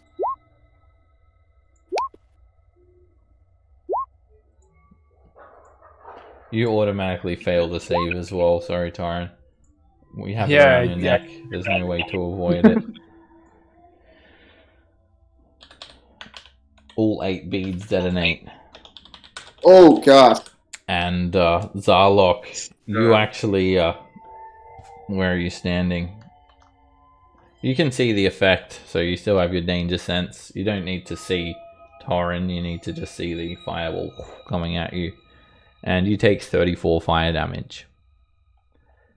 Millhouse, you absorb elements, taking the full brunt. You jump back and you take 17 points of fire damage. Lollard, you fail the saving throw, and you take 68 points of fire damage. And Torrin, you take 68 points of fire damage. Down. That's yeah. I went out with a bang. That incinerates Lollard, killing Lollard instantly. Oh shit! Torrin, you're unconscious on 0 hit points. Oh yeah. I look around the corner. Hey, you alright, Torin? Torin. Lord is dead or Yeah, just unconscious? That's He's massive dead. damage. That kills Lollard outright. That doubles his max hit points. Yeah, because he lost all mall fighting the clay Yeah. golem. I lost a whole bunch. Should have used Flash of Genius. I'll be really honest, man. Lawler, Gotcha. you made it so far with like all of your health being taken off. Like Yeah, I know. 26 hit points all this way. that is insane. Alright, Darren, you rush forward and reach down and touch Torrin, and Torrin, you're still alive. You wake up on 13 hit points, but yeah, I guess you do. Eridani, you run over Lollard's corpse to do that. No, I stopped to check him first, but Okay, in that case, didn't. Torrin, make a death saving throw. Yeah, you don't. You have before you got to Torrin. Torrin will need to make a death save. All right, so I think the +3 is not added. what did you try to do to Lollard? Heal Lollard with the cure wounds. yeah, try Alright. to cure him. Then your spell slot is wasted. You lose a first level spell slot. It doesn't work. Then I try to run in and see what's happened in the room, and then I try to cure. Does anyone else try to heal Torrin first? Keep in mind, yeah, you don't. Barbarian you don't know powers. You don't know Lollard is dead. So, I'm out of Barbarian spell healing slots. powers. all right. Do you run to Torrin to see if he's okay, or? I checked around the corner to see if he was okay. Papazotl says, "Oh, well, we're not going to help him. That was his own fault. Peasants need to learn a lesson." Alright, I guess no one else They never rushes learn to though, do Norin's they? aid. So then Eridani, when you realize that Lollard can't be saved, you run in and you heal Torrin. You heal Torrin for 8. That I'll do would CPR on make more Lawler. sense. It wouldn't make sense for you to step over Lollard's corpse and rush her straight. No, to not Torrin. not at all. But I thought since you said he was incinerated, He's he's not turned to ash. But he's- I saw that and ran by because there was no way of saving him. But if he just was dead, I would have checked. Alright, yeah. Well, that makes more sense the way he did it. Me and Ryan just like Alright, It's CPR, not teabagging. Alright, we're going to who's your backup character, Lollard? I have a pally, but I don't know if we really need one or if we need another cleric. I mean, Oh, Eric. Alright, Yeah, your you- your Make backup cleric character is the paladin. So yeah. you'll have to use Can- that character now. Okay, all right. So I'll use the pally. Because we're gonna take a 10-minute break, and when we get back we're gonna introduce your new character. There's not time Lollard. to make a new character now. One quick question: This necklace of fireballs, is it still there, or is it also? oh no. It went boom. No. Necklace went boom. All 8 You beads got- detonated. Alrighty, Exploded. we're gonna take a 10-minute break now, and when we get back, we'll introduce Lollard's new character, Paladin, the Paladin. Is everybody good to stick around during the break and talk about what we're going to do next? Because we're having some trouble with that. Yeah. Lord, you can have my paladin and I cleric if you want to. Oh, do you have a cleric already built? Yeah, Statarian. I have three extra characters, backup characters. Oh, 3 extras. Oh wow. Yeah. Well, I don't know. Do we need I mean, it's up to you guys. Do we really need another cleric, or I mean, do we need a cleric, or do Well, we need? we're losing Torn. We're losing. We're losing Torn, so we're losing our paladin anyway. Yeah. So there is room for you if you want to be a paladin. Well, it doesn't really matter to me. I mean, I don't mind the cleric. It's just that since Torn's leaving and we already have another big guy, we have Zorlok or Zarlok. I'm here too. Okay, I'm a big guy. Oh, that's right. Okay. How dare you? So he is a Fearbolg's peace cleric. He's a what type of cleric? Fearbolg peace. Oh, I don't think I've ever. Oh, is that one of the new Tasha things? Yeah. Okay. I don't think I've read up on that one yet. He has a bless ability or then something. Okay. All right. Yeah, I'll go ahead and take the cleric. If as long as Seb says it's okay. I mean, it's really up to him. Yeah, you have to ask him if you can take over the cleric. He's a sailor as a background story. I haven't made any stories above that, so you have to find something yourself. He's a satyr. Okay, all right. I thought something along the line like he is so peaceful. He wants to talk the guys down who have this curse going or something like that. So he's a negotiator. Well, that's the peace cleric, isn't it? Okay, yeah, I guess so. Okay, all right. I'm very glad that I came to help you guys out. I mean, yeah. You went out with a bang and took one of the members with you. Yeah, I did. Yeah. What should we do next, guys? Good question. I mean, I'm not sure if something is going to happen here, because there's still this tomb, of course. So there's probably also that god in here. But then, I think that we were missing one of the gems, right, for level up. So I would really like the idea of going to see if we can find it by going up the staircase to finish that. Do you guys part. want to keep checking out the room we're in first, or go up the staircase and try to check out the eye first? Well, I mean, we're going to do both no matter what. Which one do you want to do first? Well, we came down here to find a way up. I would say do that first, but before we do that first, I would like to take a short rest, maybe. Yeah, let's take a short rest in this room, and then we'll go up the staircase. I'm good with that. We can't take a short rest inside the flame tomb. There's nothing living there anymore. It'll also give us a chance to attune to a couple items, and we can also look at Lollard's body and see if he has any stuff we can use. Yeah, there's a bunch of stuff on it. Lollard has the mace.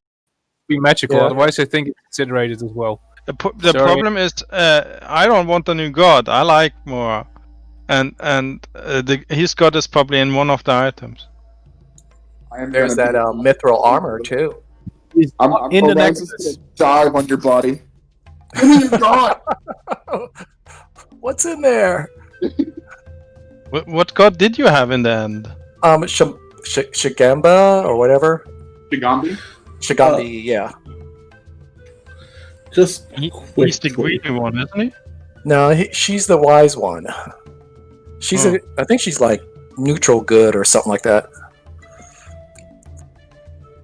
All these gods have one alignment, right?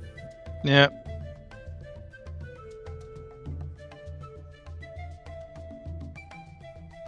I'll pick up on that. Great. I can't give you access. No, I can't give you access to the character. Wizards don't need wisdom, do they? Who? Sorry, what?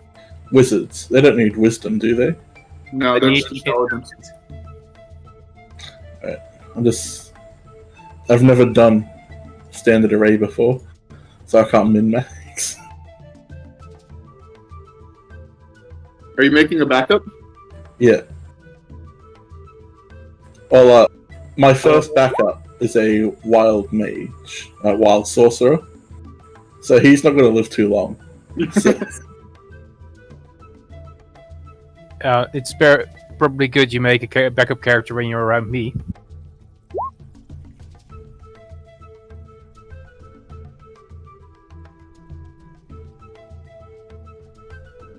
Okay, so we have a plan. Now I can go to the bathroom. Great.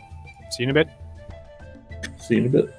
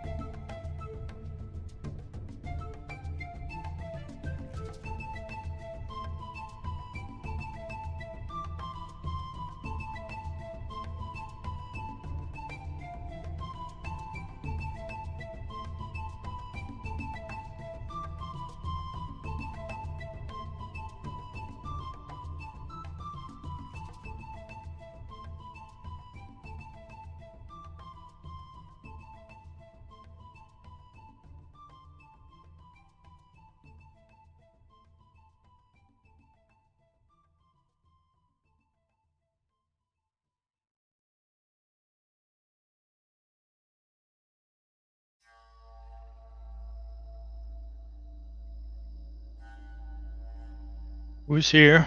Am I alone? I'm here. Just Ooh. making up my other character.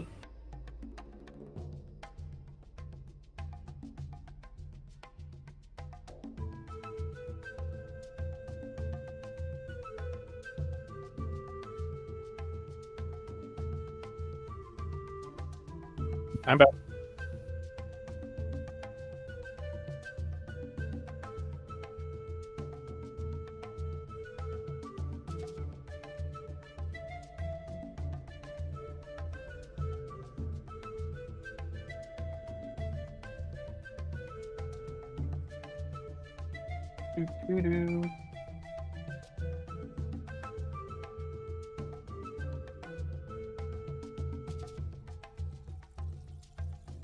Cohen has 1.5 hour left at least to kill the rest of the team. I know, right?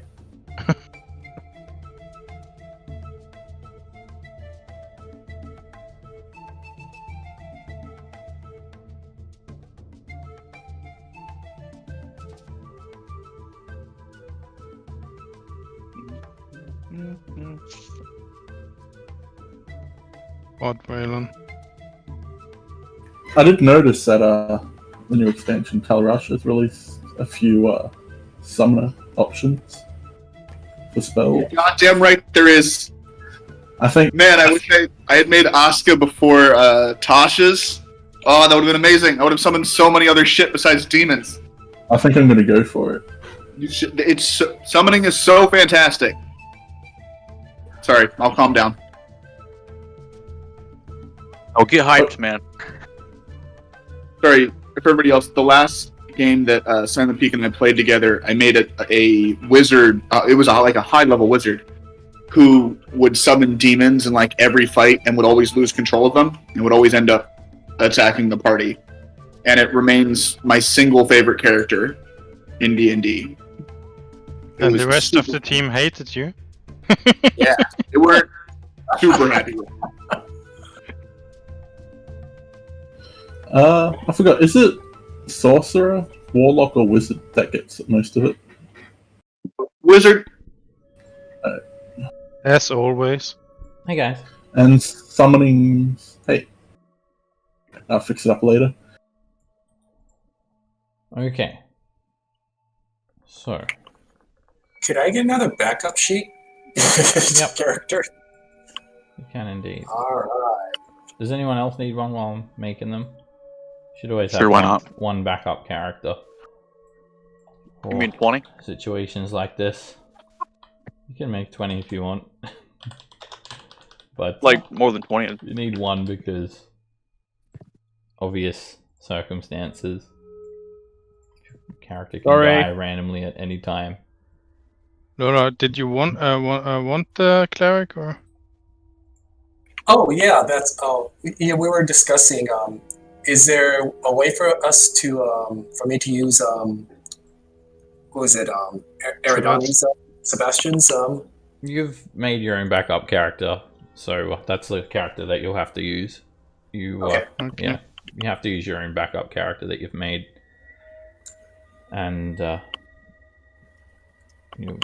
if Eridani goes to up. Yeah, that was your backup character. I've already set it up, so. Alright, so you guys have checked Lollard. Lollard has just been scorched black and has dropped to the ground, smoke trailing off of his corpse. Basically just almost burnt to a skeleton. You've tried to resuscitate him, and then Torrin's down as well. You've rushed to Torrin to give Torrin triage, and you've managed to get Torrin back up. So, before we introduce our new character, what do you guys do right now? What's your initial reaction? I think they're gonna ransack the corpse. And I'm gonna pray a prayer. Ryan will jump on top of Lollard's buddy and on top of his body and try to touch as many things as possible. Before that happens, hold up. Before you even move, Torrin, something happens to you as well. So, what your initial reaction is to loot Lollard's body for magic items? I'm praying a prayer. Yeah, that's a metagame thing. We've known Lollard for a while, so I'll give a quick prayer to Salune as well. He was an asshole for most of the time I knew him. And he wasn't the best servant, but he was a servant. And I liked the turnaround that was happening before he met his untimely death. He always went first and kept us safer for it. Rest in peace. Torrin, as you've woken up in this room, you notice a very strange shadow on the ceiling in this bright blue sunny sky. It looks like some sort of monkey hanging upside down. And you hear a voice in your head. Surprise! And all of a sudden the Sioux monster shadow, it runs from the ceiling down the wall along the floor and into your mouth. It's Wongo. I'm back! Oh no. And Wongo tries to inhabit you. Torrin, do you let Wongo in, or do you push Wongo out? I think at this state, that I'm just standing up from dying, I don't fight it. You become inhabited by Wongo.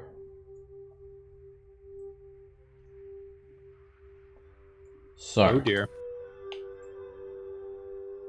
you you gain a new flaw. It overrides opposing flaws. It supersedes conflicting personality traits. And I'm going to give you a handout for Wongo. That's yours. So you'll also gain a new power while you're inhabited by Wongo, and you'll see it there on the handout. There's information about Wongo's personality. I'm sure you guys have already kind of figured out what Wongo's like by now. And so while you're dealing with that, you guys say some prayers for Lollard, and you check, and he's undoubtedly dead.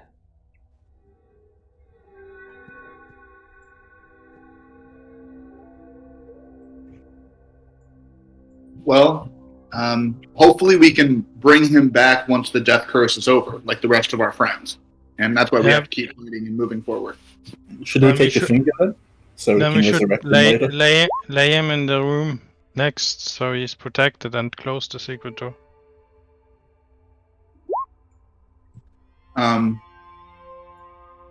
Yeah, I mean, we can do that. We can put him on top of a sarcophagus, I guess. Yeah. But before we do that, let's see if there's anything we can use on him. If before he was inhabited by Wongo, he would have wanted to help us as much as possible. So I will.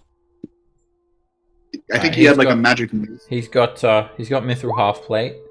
He's got the Mace of Terror that's fallen to the ground, and he does have this Pearl of Power, just the Grung Egg, just tucked into his coat. Plus, he has his backpack with all of his equipment. He handed the Pearl of Power to me a bit earlier. Okay. When we were searching around for stuff.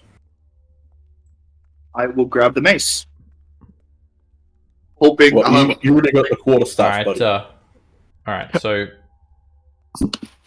you guys never told me that you handed the Pearl of Power to him. He never told me that, so he's still got the Pearl of Power on him. Great, then I'll take it. Okay. You take it, Torrin. When you take it, suddenly you hear another voice in your head. You notice that your hands become somewhat slimy, and you can just see all this slime, like a wet and a dampness covering the Grung Egg, and you hear this voice: "Ning, ning, ning, ning, ning, ning, ning, ning, ning. Hello, hello, hey, who's this?" It's me, Wongo. What do you think you're doing, Ning Ning? Oh, it's Wongo. Guess what? There's not enough room for two of us in here. Come here, you! And Ning Ning is back inside the Grung Egg, and Ning Ning fights Wongo to inhabit you, Torrin. Great. So we'll do odd for Ning Ning and even for Wongo. And you can go ahead and roll for that, Torrin.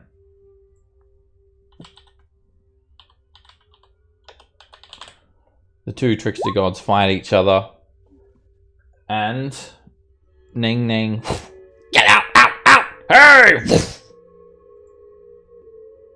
Ning Ning wins. And you're no longer inhabited by Wongo.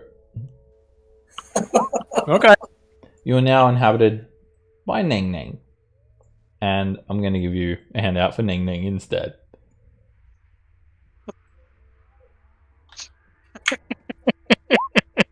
Awesome.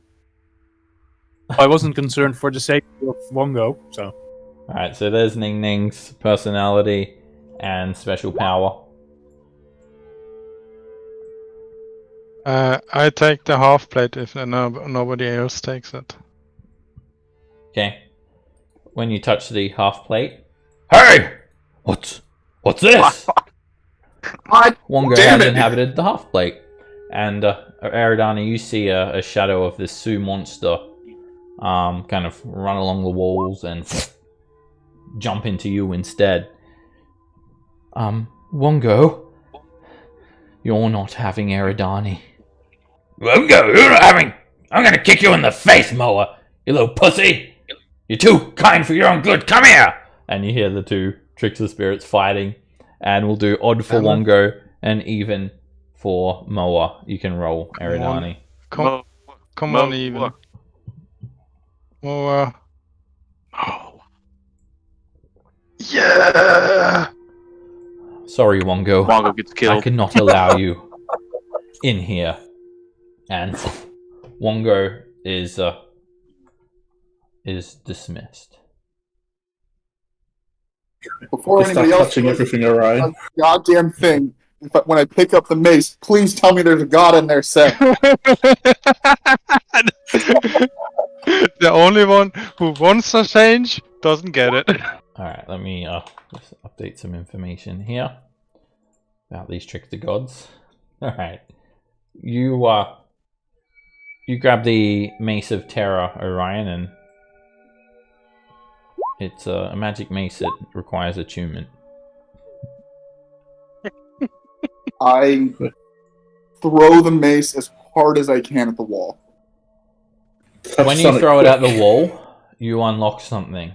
You notice a bas relief of some person that wasn't there a moment ago. In fact, it's a painting. It's one of these blind artists' painting.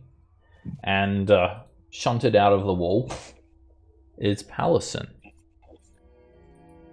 Allison the Paladin. Alright, you can introduce your character for us, Johnny. Tell us a little bit about Palison if you got some sort of backstory, and say that too, and then we'll figure out how you got here. He's basically the image that you see right there. You guys really don't see a face. There's nothing. It's just almost like it's pitch black, and everything about him is just black and dark. Kind of. He doesn't say much. He just kind of turns, the little hooded figure, and turns, and then within the blackness, you just see two specks of eyes, just kind of glowing there. And that's about all you see. He nods and says nothing. Backstory. Backstory is there. Let's see, what do I got in this backstory? Yep, it's there. I'm gonna let you guys read the backstory. It's all there. It's up on there, and other than that, do you want to just like summarize it, just for my sake, so I can? Oh yeah. Basically, he's just he just comes from a well-to-do family, and unfortunately, he's kind of a fallen paladin, I guess you could say. He's kind of his god is forsaking him, and he's wanting to know why. That type of fallen paladin. Is it a fallen paladin? No. Well, in the sense that it's his race that's fallen. Okay. What sort of paladin actually is he though? He's he's a what kind of paladin did I choose on this one? He's the vengeful type. Vengeance. Okay. Vengeance. Yeah, paladin. vengeance. Cool. All right. So he's from a well-to-do family, and he's fallen. So he's out for vengeance. He's out for vengeance, and he's trying to figure out why his god has forsaken him. Okay. Maybe. All right. Do you have any ideas why he would have come to Omu and come to try and stop the death curse? It more or less was a trail that led him here in his search to find out how his god, why his god forsaking him. His next search led him to this place to find out about death in particular, I guess, in a sense. Okay. Other than that, that's about it. All right. So you're aware of the presence of the death curse, and you've learned that a necromantic artifact called the Soulmonger has afflicted the entire realm, where people cannot be raised from the dead, and those that have been brought back previously slowly wither and die. And perhaps you've been looking for your answers here as to why you've been forsaken by your deity, and perhaps you're among a group of adventurers that came to Omu, solved the puzzles, gathered the puzzle cubes, entered the tomb. You could have even perhaps been a member of the Company of the Yellow Banner, and or another group of adventuring party. And basically, you're the only survivor. You watched as your allies fell victim to the traps of the tomb one by one, and instead of being killed by the traps of the tombs, you were grabbed by these stone arms that seemed to protrude from the walls, and you were depicted as a painting this time instead that has just sprung to life when someone had touched the painting or thrown something at the painting. All right. And I just kind of guess I spring forth and just kind of look around. Now you see all of these people, and you see the room that you're in. You see the blind artists, and now you've been through the first few levels of the tomb, so you've explored some of the rooms on this level as well. And then the last thing you remember is just being grabbed by these stone arms and dragged into the wall. So you guys can do like introductions and whatnot, presuming that you all meet and whatever. You do see this mace just sitting at the ground next to you as well that Orion has discarded. Mace of Terror, magic mace at your feet. It's just sitting there? Yeah. As you Lose come the out of the wall, surface, it's sitting there. I grab it. Mine. He grabbed it?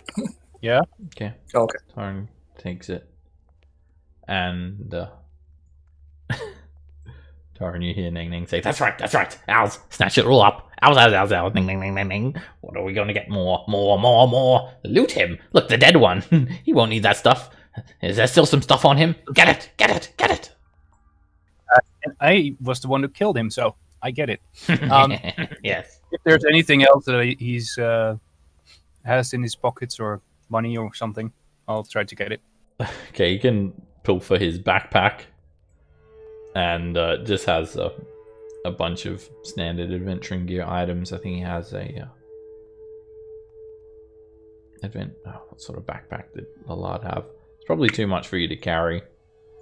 Just Explorer pack. Explorer Do pack. to carry. You can have the you can have Pepe. I have an armor, so maybe I won't take the armor, but everything else I will take and put in my backpack or in my pocket. So Armor, I already took the armor. Yeah, the armor's gone. So, yeah, you can just add an explorer's pack to your inventory, Taran. Well, he's rummaging. Go ahead. Sorry. I was saying that, and also a vial of Nim, a vial of Garrick, and a dead lizard. Great.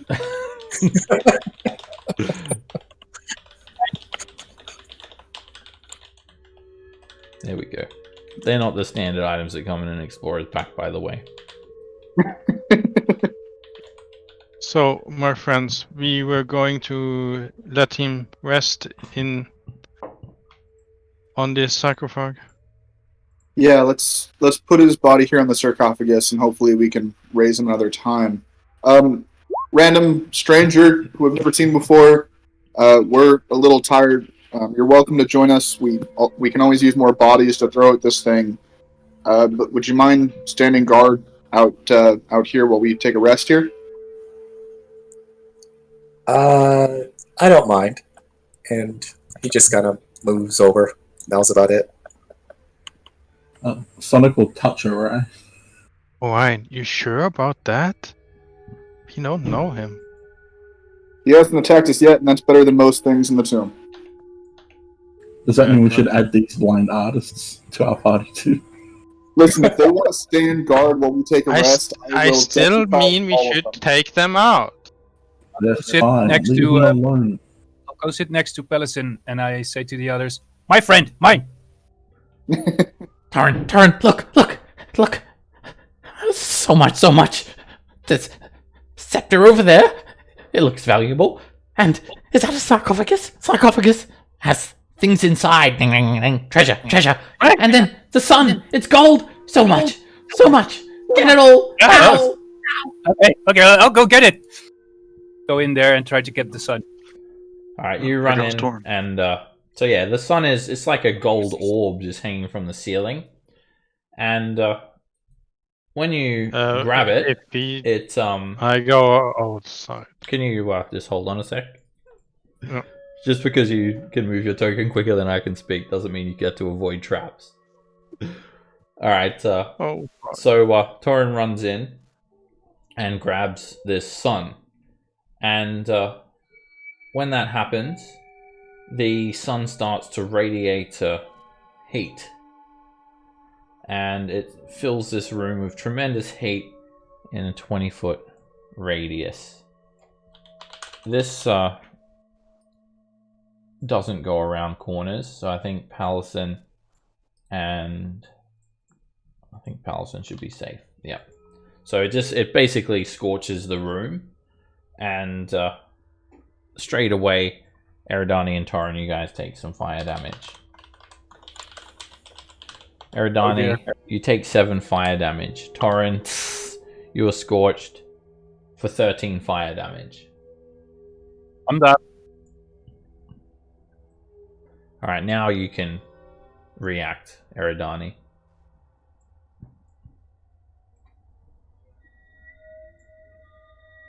I bend down and take... how much fire damage did I take? 7 points of fire damage. Okay. I bend down and try to pull him out. I just get 5 feet if I pull him. Okay. You grab Torin and then you move 5 feet and you take the damage again. The heat is still intense, and Torin, you fail a death saving throw. Eridani, you take 4 points of fire damage. And I pull him all the way outside. Alright, you move it, Bolt! Drag him out of the room.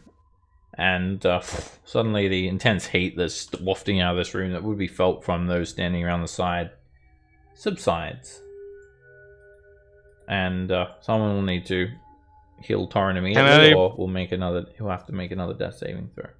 Can anybody save him? I reach down and kind of gently touch him and heal him for 8.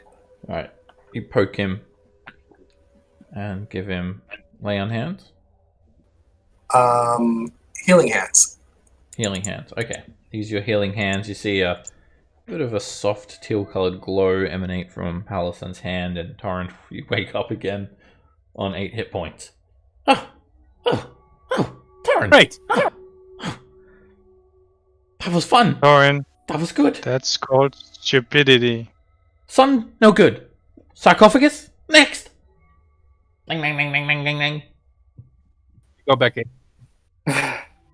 Can I grab Sonic while this is happening? Sure. Can I cross my fingers and grab Sonic and be like, I'll hold both of the sides of his face like a dog and say, "All right, Sonic, you better have a god inside you." Nothing happens when you grab Sonic. God damn it! Torin's probably going to get this off first, but I'm going to have Sonic go grab the scepter once Torin goes down again. Okay. Alright, Alright, so Sonic can go over there and grab the scepter. Torin, so you examine the sarcophagus. There's got to be treasure in there somewhere. And you notice that the seam of the sarcophagus has it's been sealed. Right. So I'm going to be slightly smarter about this. I'll just use a Cure Wounds on myself before I open the sarcophagus. My last 3rd level spell. Yes. On yourself. Us. Everything's us. Ding, ding, ding, ding, ding, ding, ding. So yeah, there's thin strips of some sort of It looks like soft lead, perhaps. That's been melted into the lid of the sarcophagus to seal it up.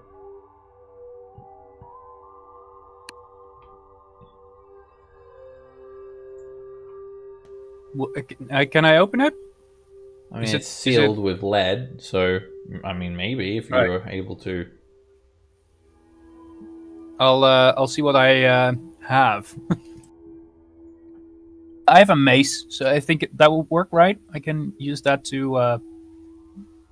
You're gonna need something sharp, something thin and something sharp to, like, kind of pry away the lead. I'll take out my dagger then. Okay, you take your dagger out and you start etching away the lead. All right. So meanwhile, Sonic has spun on over and picked I'm gonna wait for Eridani and myself to move away before he grabs it. Okay. Just track. I'm going to keep a look at the door and see if no one enters to get my treasure. Okay. You look behind yourself. So Torrance just basically been knocked out twice, and he's got up and he's run straight for the sarcophagus, just hungry for loot all of a sudden. Moa, do I have to save somebody who's that stupid? Ning Ning is very greedy, but I know, but he takes our friend with him all the time. We should do what's right, and saving someone is the right thing to do, regardless of how greedy and selfish they are. Yeah, I know that, but the problem is, what if somebody else dies and I can't save him because I had to save Nang Nang? Well, it's still the right thing to do is save people.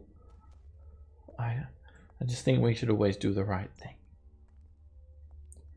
Alright, as you guys, the others of you who are just kind of looking around the room, you notice that this blind artist here is painting a new mural, and he starts to paint this enormous fiery explosion.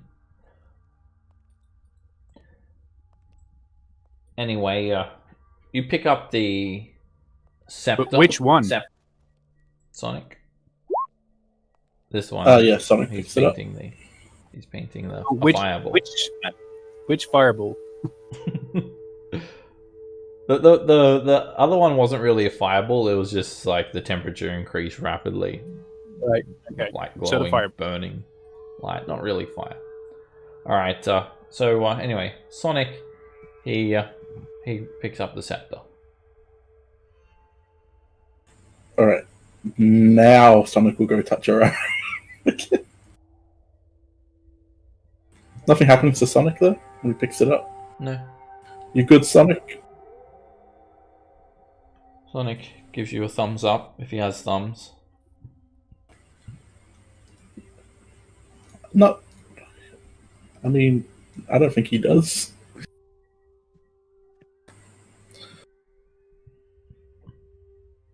Alright. Let's go touch Orion again.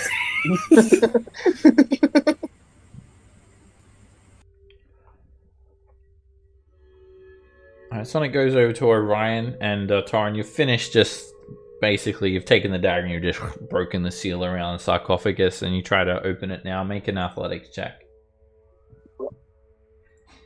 Right. I'm good at that. Oh, so much treasure. Owls, everything. And you just push the lid off, and you don't even take care. It falls off to the other side and cracks a little bit, and you're now privy to the contents of this sarcophagus.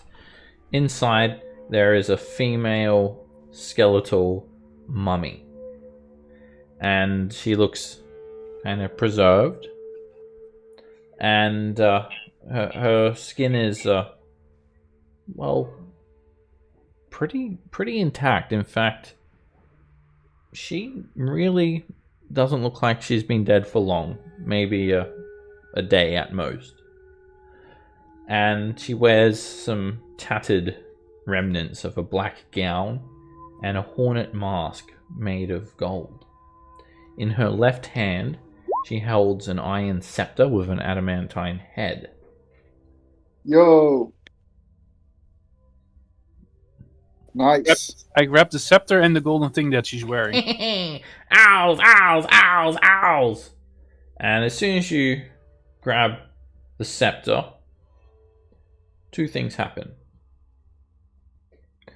Firstly, the woman's mouth opens, and this, in a wide yawn, and this baleful black gas sprays out, filling the room. And you need to make a Constitution saving throw. It just starts to rot you. Oh man. Starts to rot your flesh.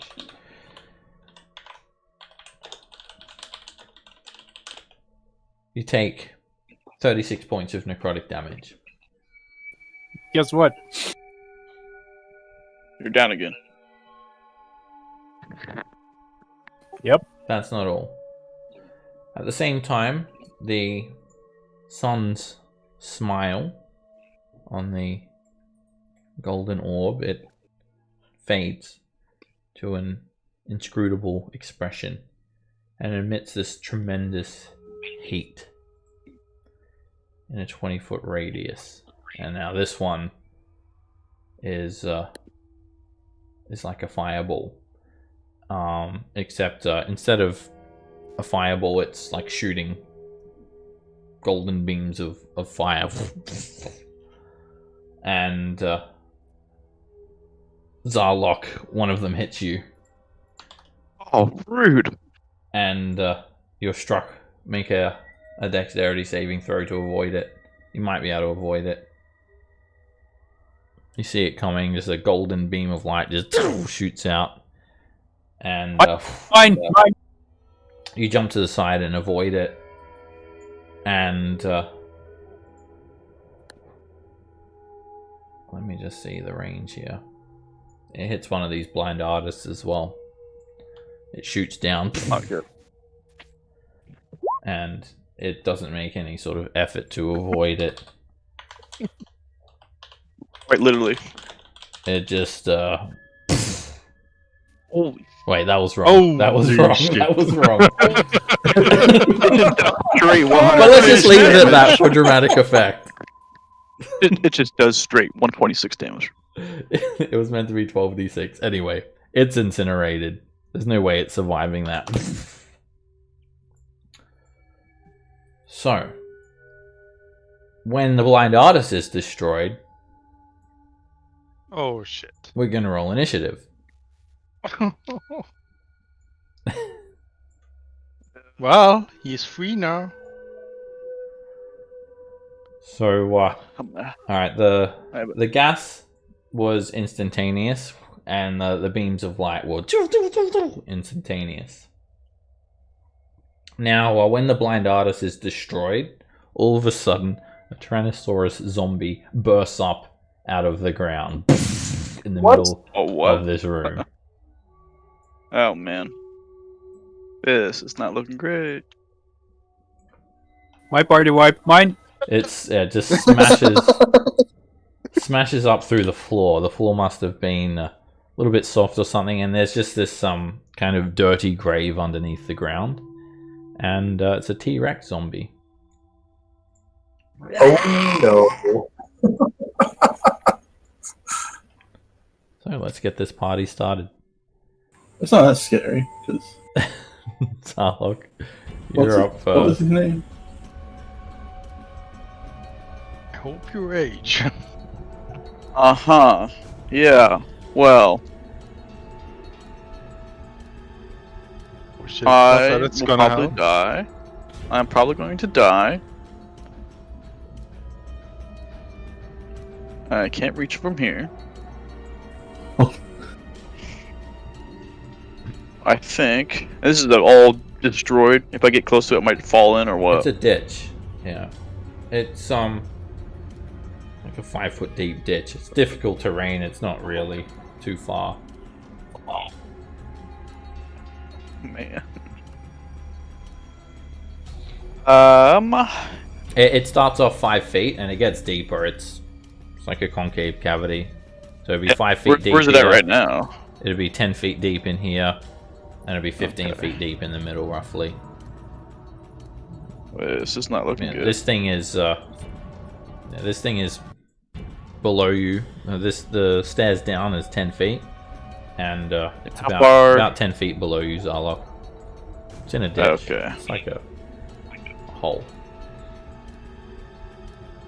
The thing probably has some reach. Hole, basically. I am going to unfortunately back up onto Lawler's body, step on him.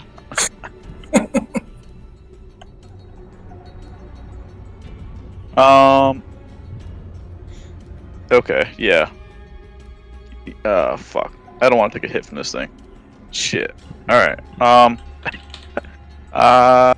Yeah, I'll rage and back up 5 feet. Alright, when you move back, the T-Rex zombie lunges for you. Yeah.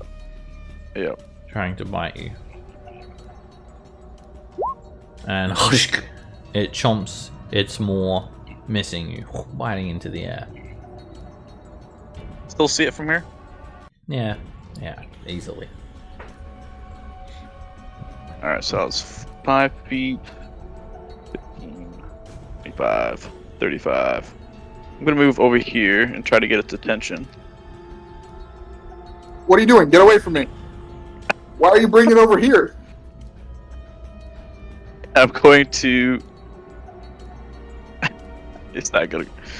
Yeah, I'm gonna try to look as big and meaty as much as I can and just throw a jabbing at it. The T-Rex zombie, it kind of behaves like a zombie. It doesn't really perceive what's going on around it. It acts like a zombie. That hits.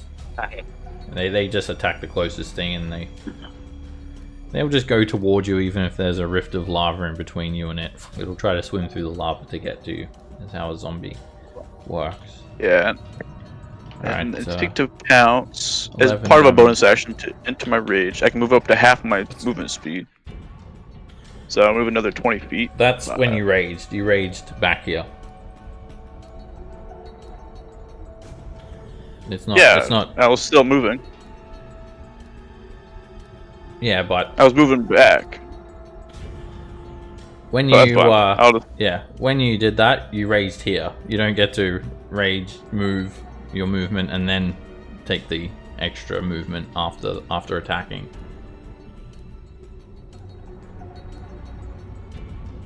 At the T-Rex on, because everything happens sequentially in D&D. All right, the T-Rex zombie is going to lunge at Eridani, and it hits. As it bites, it disgorges a zombie out of its mouth. A zombie quickly crawls out of its mouth onto the platform. A regular zombie, humanoid zombie. It bites you, Eridani, for 22 piercing damage. And it has you grappled, and while you're grappled like this, you're restrained.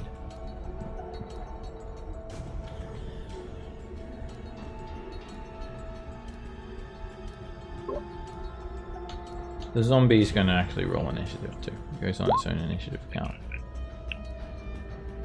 And now the zombie's going to flick its tail at you, Zarlok. The tail hits for 11 bludgeoning damage with your resistance.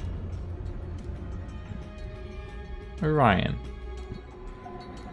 Alright, I will, as a interact with object, I want to scratch Sonic behind the ears on the off chance that he has picked up a god since last time I touched him. You can touch Sonic and nothing happens. Fantastic. I will, as a bonus action, I will rage. And I can't quite tell. Is this thing within 10 feet of me, or is that... Yeah, each square is 5 feet. Okay. Then I will grow my tail, and I will attack it.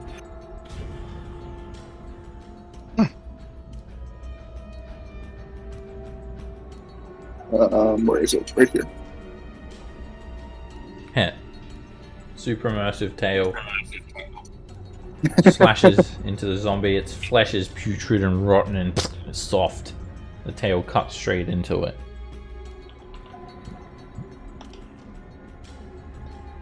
Hit. You flick it again. More flesh is sliced off of this thing. Putrid scraps of undead flesh fall onto the ground. That's it for me, gang. Millhouse. Cone of Fear.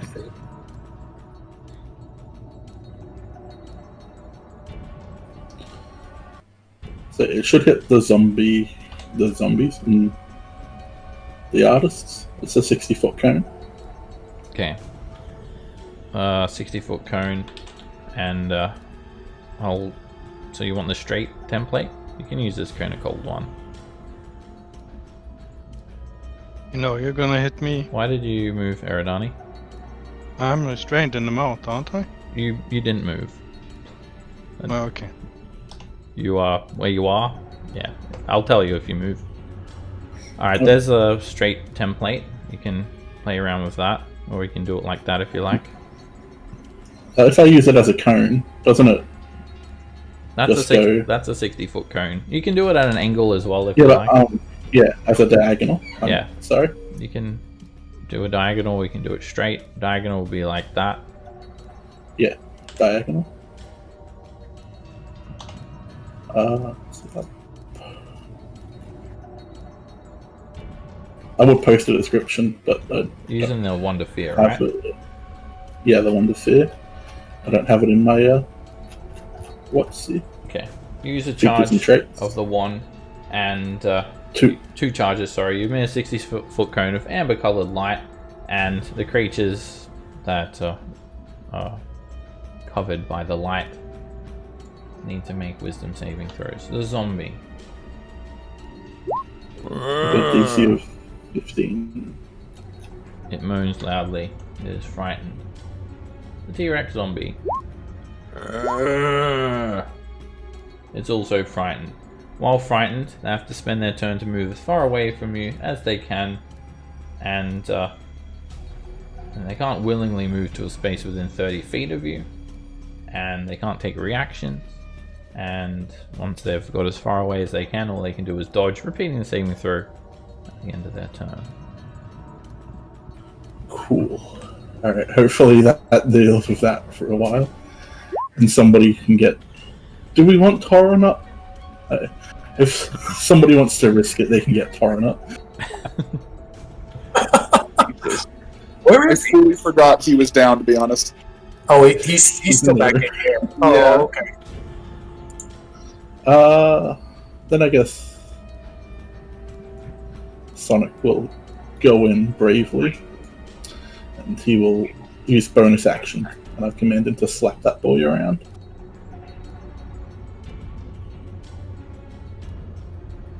Oh, that's my sheet. He jumps forward and bursts into the T-Rex zombie, just embedding himself in the thing's undead flesh and then jumping back out. I'm impressed by those blind artists, though. They really don't give a fuck. They're not even scared. Yeah, they literally just continue painting away. Now, that's dedication to your art. Okay. Awesome. Yeah, I'm gonna go for it. I'm gonna make a movement into here and do a quick heal for 1 hit point on Torin. Okay, moving through the statue is difficult terrain. Costs you 25 feet to get there. 25 feet. So that's yeah, I should be able to get there then. Well, no. Yeah, Or- costs you 25 feet to get there. Yeah. Okay. Yeah. So. Okay. Yeah. Not doing math today. Okay. Yeah. So 1 hit point for Torin. Alright, you poke Torin. Did we get it? Did we get the treasure? Ding dings. Excited. And I guess that's going to be my turn, since that'll be all I can move. Okay. Eridani.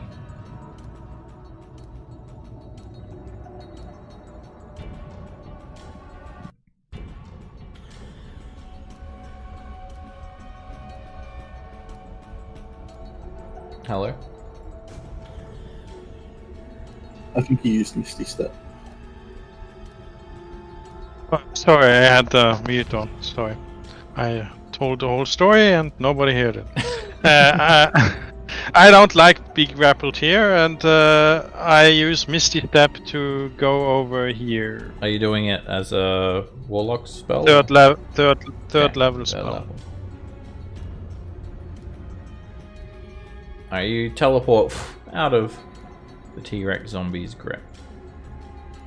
Oh wait, I can get all the way here, can't I? Yeah. And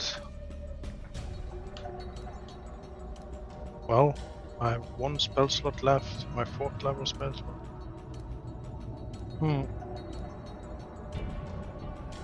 Well, he's scared, but I don't want to break his concentration. If he's I hold a spell if he turns around and comes back after getting feared from Millhouse. That's my turn. Wait, what's the trigger? The trigger is if he turns back and comes near one of my friends or myself. Okay. If he moves up to one of your friends. Okay. Or against me. Okay, yeah. Alright, Torin, you can use half your movement to stand up and...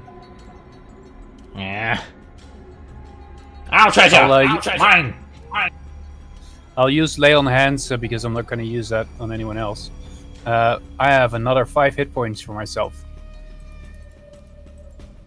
Torin, you can And- have DM inspiration for role-playing Ning Ning's personality trait and flaw. Thank you. I already had inspiration, so can I give it to anyone else? Yeah, you can give it to someone else.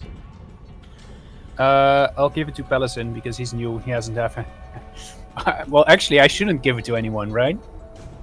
The DM inspiration is It's it goes to your character- player, it's not, a it's character. not your character. Okay. Then in that case, Pelison, you have one. Thanks. I think we need it. So yeah. So I think my Lay on Hands is an action, right? So It is an action. yeah. So I only have a bonus action, and I don't think I can open the. Oh wait, the sarcophagus is open now, right? It is. And So yeah, there's the mummified woman. You've got the scepter, or you can pick it back up. It's an iron scepter. It weighs 12 pounds. So an adamantine scepter. Right.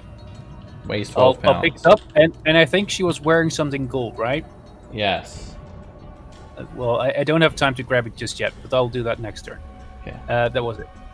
Add that to your inventory as well. Adamantine scepter. Zarlok.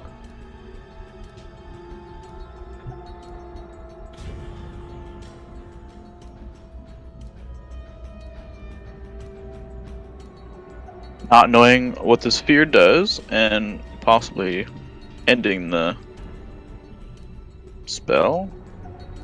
It's gonna move down here. It's gonna drop down to here, if that's possible. Yeah, it's just difficult terrain. It's a few foot drop.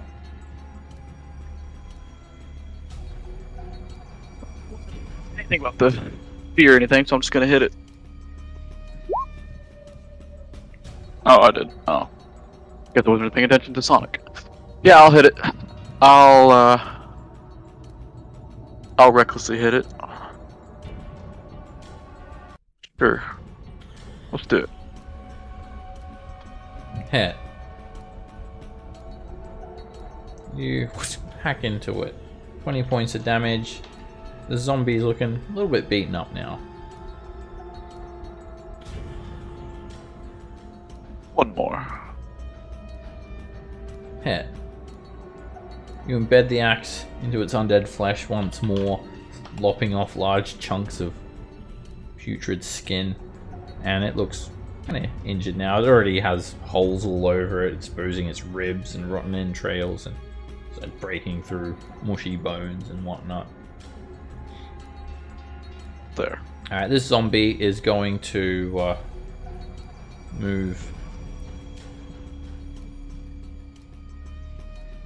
and try to push by you, Orion. Do you let it go through?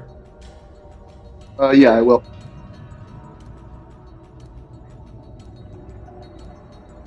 And it provokes an opportunity attack from Zarlok.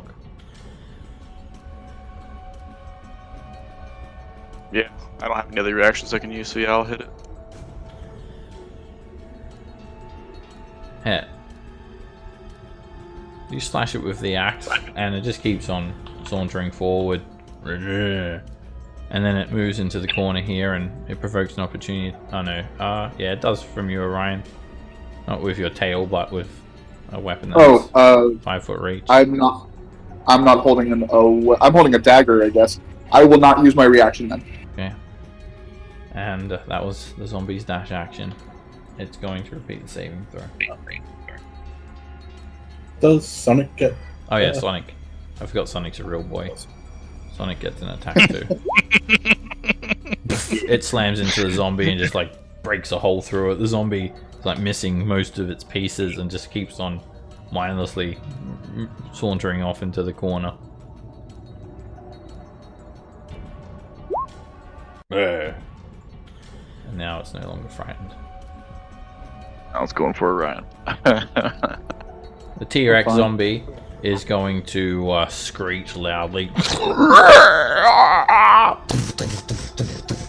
And it's going to stomp all the way into the corner here. And then it's going to dodge. And then it's going Did it provoke from me? Oh yes, it did. From you, Orion. With your super immersive werewolf tail. You hit it. The tail flicked over and whoosh, sliced into it. The zombie's starting to fall apart a little bit now too. And it just remains dodging in the corner. Orion. If I were to turn into a large creature, would I be squeezing? Where? If you are large, you take up 2 by 2. So, if you're in a space that's less than 2 by 2, then yes. Got it. I will attack the zombie with my tail twice.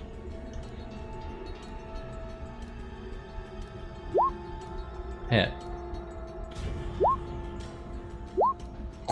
You whip the zombie's head clean off of its shoulders. I'll use my movement to climb down, and then I will use my bonus action to turn into a direwolf. Okay, that's 10, 20 to get where you are with the difficult terrain. And you wild shape into a direwolf.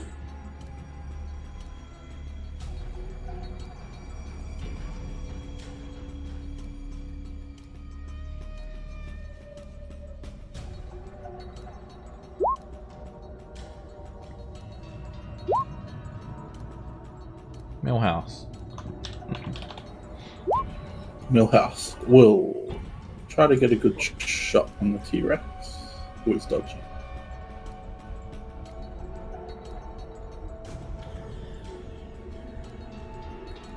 Hit. The fireball hits it in its side and scorches away more of its putrid flesh. If I wanted, for the purposes of using Arcane Jolt, the heal function, is it 30 feet from the center of the creature or 30 feet from this side of the creature? What does it say? Does it say center of the creature, or does it say from the creature? It just says target. Well then, yeah. It's 30 feet from the target. So That's funny. I'll use yeah, Arcane Jolt. In D&D, things just do what they say. They don't do anything more or anything less. I'll use my Arcane Jolt to heal Zarlok 2d6. So that's 7. And a green mote of light shoots out from the zombie, hits Zarlok and heals him up. Ah, what is this? You're fine, Iridani. You're fine. I'll get you next time. I honestly forgot Eridani was solo. Otherwise, it would have gone to her. Allison. Alright, let's see.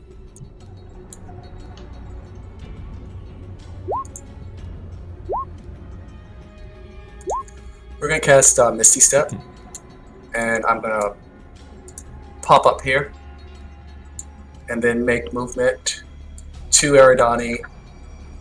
If I can get through those guys. Another creature space is difficult terrain, so. Okay, so that should give me that much. So I should be able to get on that side of her, I guess. And I will heal her for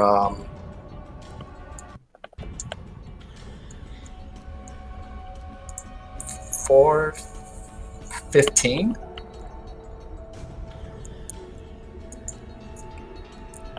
Lay on hands?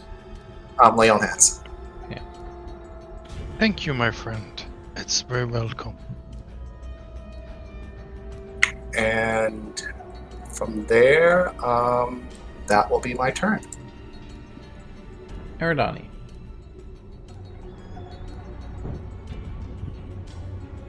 I turn on Hexblade's Curse on this big monster. And then I move as far away as I can get. Wait, here. And then I... You didn't use your curse? No, we had a short rest between. Okay.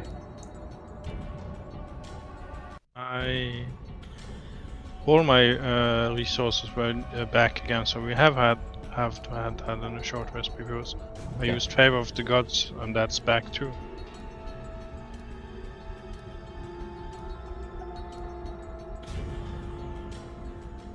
Roll Forget again the for flash. disadvantage. Oh, okay. T-Rex zombies dodging. Hit.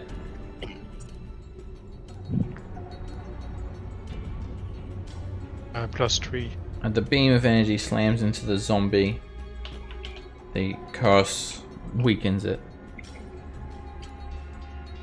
And I do it again. Disadvantage. Hit. Another beam cuts through it, and the T-Rex zombie is perforated with holes at this stage. And that's my turn. Taran. So golden clothes, right? I tried. The zombie. The mummy. She wears. Mummy. She doesn't wear golden clothing. She's wearing like these badly tattered black robes, but she does have a headdress. And that's golden. Yeah. I'll take it. Okay. Alright, take the golden headdress, and it's worth 250 gold pieces.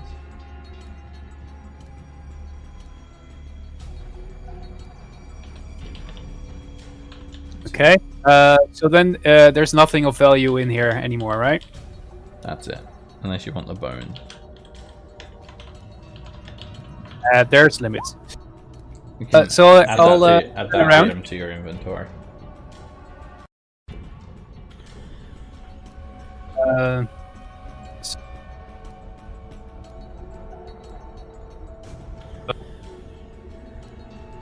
Okay.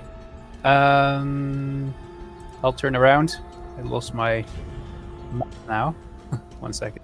You've also got the jewelry box as well. It's worth 1,500 gold pieces, so you should add that too. Great! Even more loot. Cockroach jewelry box worth 1,500 gold pieces. And you got the key as well, right? The crocodile key? Yeah, I got that. Okay. Okay. So I'll turn around and go and see what's happening outside. Maybe there's some more loot. Pushing by the statue is difficult terrain. You've used 20 feet of movement, you still have 10 feet left, and you've still got your action.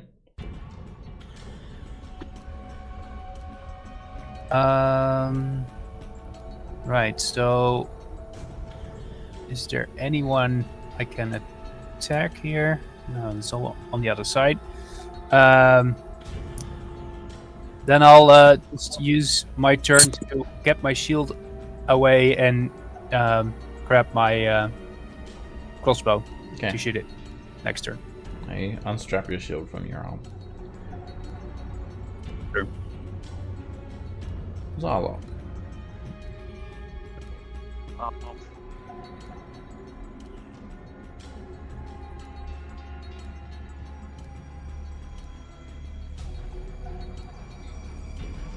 Think I am just going to let the wolf do some damage because I can't reach the T-Rex from here. I'm just gonna move up. How far am I? 30 feet? Ugh. Yeah, I'm just gonna throw 2 javelins from here. 30 feet, I'm pretty sure. You can only draw one weapon per turn. Okay. It's an interactive object to do that. That's unfortunate. I'll just throw one at him. Yeah, there's a fighting style to draw multiple weapons like that.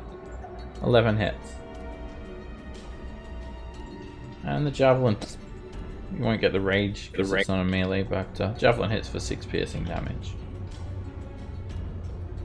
The T-Rex zombie's just going to continue dodging in the corner and making wisdom saves to try and shake the fear, which it's not able to. Orion. I'll move a little closer here. And I will recklessly attack the T-Rex.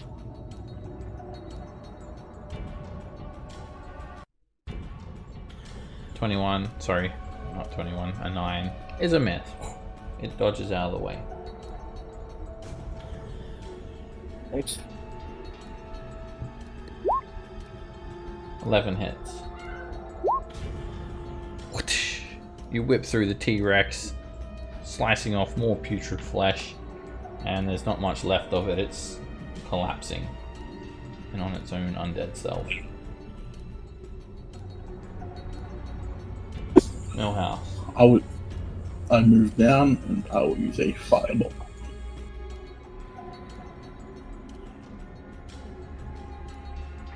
I'm just going to oh yeah, Eridani, by the way, you did use your Hexblade's curse, I think, so yeah, I'm just going to give its hit points back, and you need to keep track of those resources from using it last fight. Please, this is the second time I've had to check this, which is annoying. Didn't we have a short rest after we fought those spooky boys in the crown room? You did not have a short rest since last time you used it. You used it on the Tomb Guardian 2.0. Alright, that firebolt hits the zombie for 16 fire damage. And the zombie catches on fire but does not die. Does Sonic have the movement required? That's 35. And I can move through Orion's space without movement penalty? Or is it huge? It has to be. This is all difficult terrain. If he wants to move. Even the outside? No, the outside is not difficult terrain. Alright. I don't think he can make it.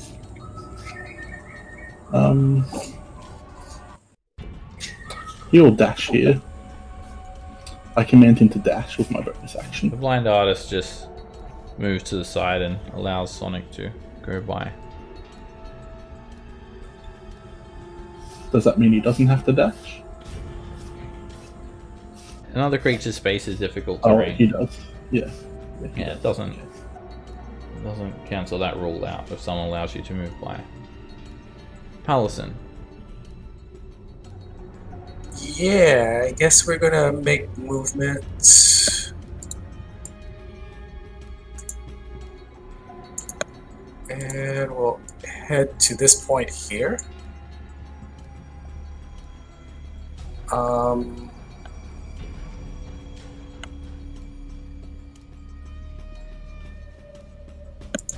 And as a bonus action, we're going to cast this.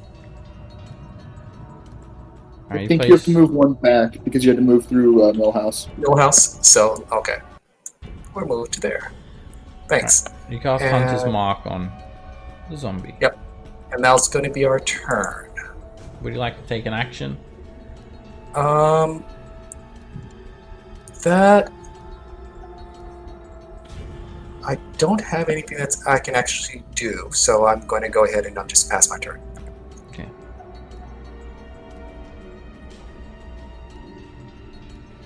Alright, you just take no action. Eridani. Yeah.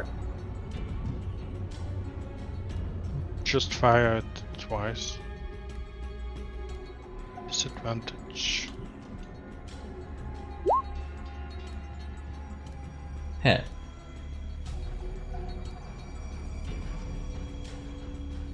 You no Hexblade's curse. You don't have No that. Hexblade curse. You hit the zombie and you cut a beam straight through it, and the zombie collapses onto the ground dead. Great. I was a lot more scared of that than I should have been. Yeah. Sebas trained us to be terrified of those creatures, but we are higher level now. It feels good. For the Got my crossbow bow. I'm very happy that I didn't have to use it and can keep it. Fine. for the Ghast encounter, you guys get 495 experience. I didn't give it to you guys earlier. And for this zombie, you guys get another 710.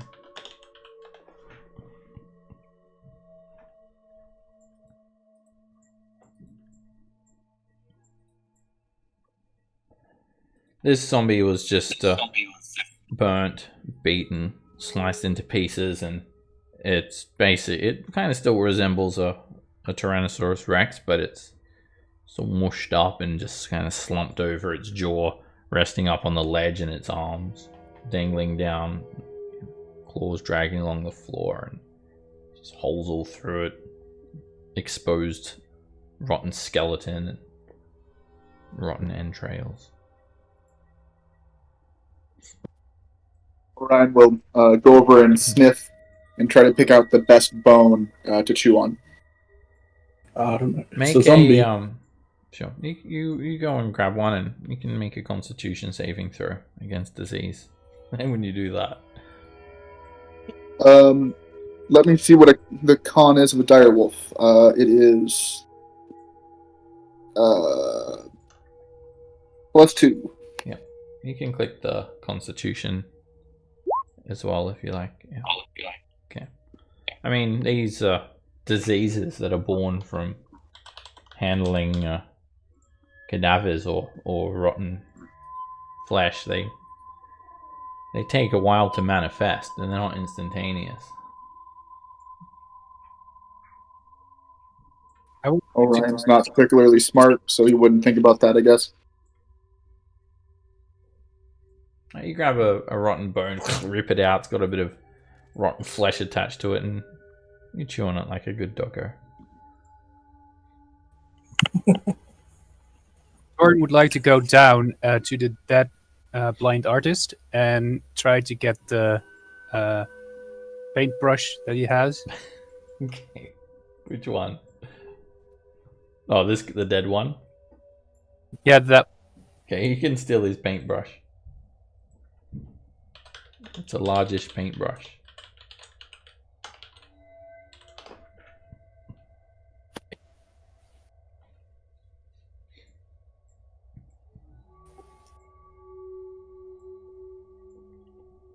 I'll have someone search the pit to see if there's anything in there. It's just filled full of grave dirt. He can make a perception check to take a close look around. Feel around in there if he has feelings. He doesn't discover anything. I think we really should find a place to rest now. Well, surely there's nothing else in here. Did anyone take this thing? They did, right? Yeah, Sonic has that it. one. He can't take it. You look a little bit Soren upset. is not allowed to take it. Can I take it from Sonic? It's the one thing in this room that I hadn't picked up in the hope that it's a god. So I'm gonna. Sonic already tried tapping you with it. No, Oh, he was didn't. he? No, he didn't. He didn't. Nope. You said that he went over to touch Orion. You never said that he touches Orion with the scepter. I think we're going through it all. Then Torrin did things, and everything kind of went red. Yeah, I think he might have even got interrupted anyway. But yeah, you never said Sonic, that you were going to do that. I'll tap his werewolf tail.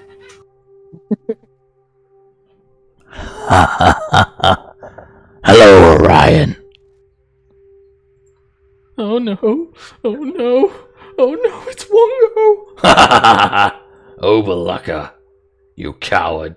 Come here! And you start to hear the trickster gods fight over Orion for possession. Wongo is going to be odd, and Overlucker is going to be even. You can go ahead and roll this, Orion. Alright, I have inspiration. Can I use it here? It's Reroll. inspiration is attack roll, saving throw, and ability check. This is Got one it. of those. Go, guys. There's It's- no this is a advantage. It's just guaranteed- it's odd. It's Wongo. Even it's Overlucker. guaranteed odd number. You ready? Fuck! Oh no! Orion, you A didn't natural think I was going to let you go, did you? Oh no, Orion. I pushed that evil Wongo out. Just like Nang Nang. And we're going to be together forever. I think it says something that I would rather have a truly psychotic Sioux monster inhabiting it than be scared all the time. I'll commend Sonic to touch Orion again. There's a fair Touching him a chance, second alright. time doesn't do anything. It was the smallest of chances. It's 50-50. We almost got there. Thanks for trying, Millhouse.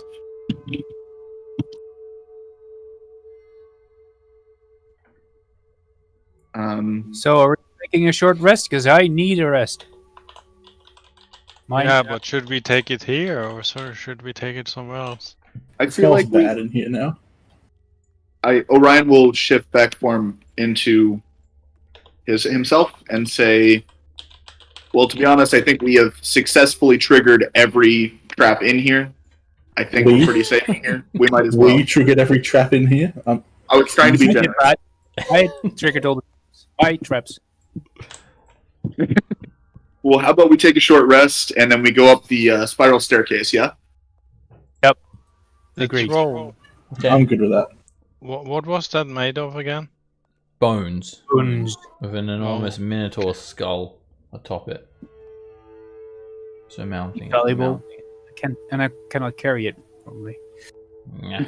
Bones? That's no value. And these To the right statues? person. Worth anything? No, they're just wood. I mean, maybe in a museum or something, but Nah, never mind. they're too heavy to tug. You can try and grab one, it's just too heavy to lug around. 150 pounds. Alright, you guys decide to rest here. Everyone take a short rest.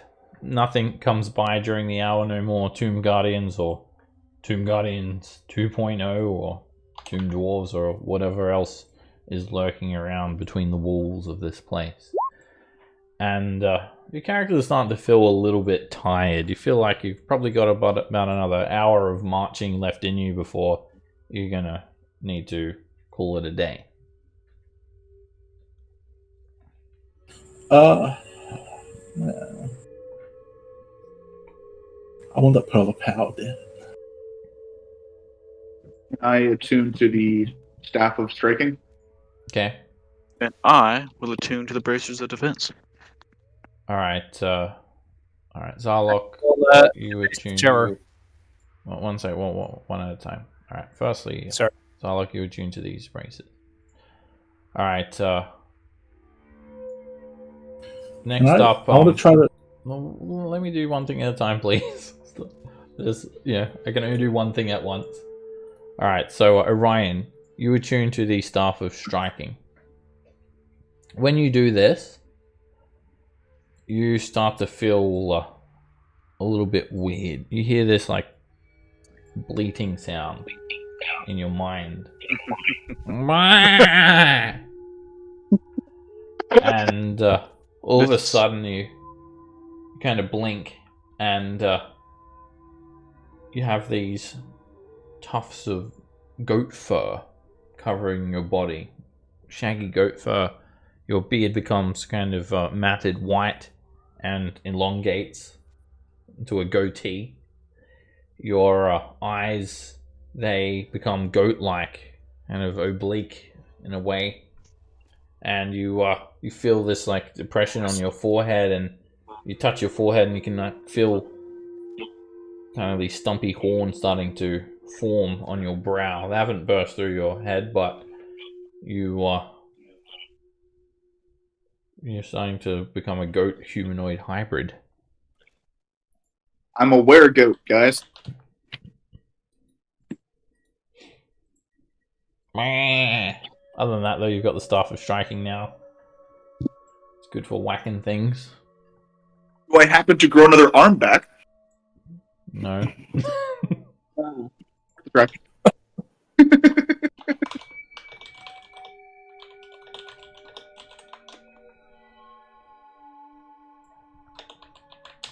Alright, so you've all taken a rest, you've rested up, you're feeling a lot better, getting back maybe some hit points or some resources. And it's now an hour later. What would you guys like to do? I wanted to attune to the Maze of Terror. Okay. Just happens, right? Yeah, you can attune to the Mace of Terror, no problem. I want to attune to the Mace of Terror. I want to. Alright, what did you want to do, Millhouse? I was hoping to try to trade with Torrin. I'm going to try to convince him that this 10 GP gemstone I have is worth more than the weird, slimy, dull grey stone he has in his hand.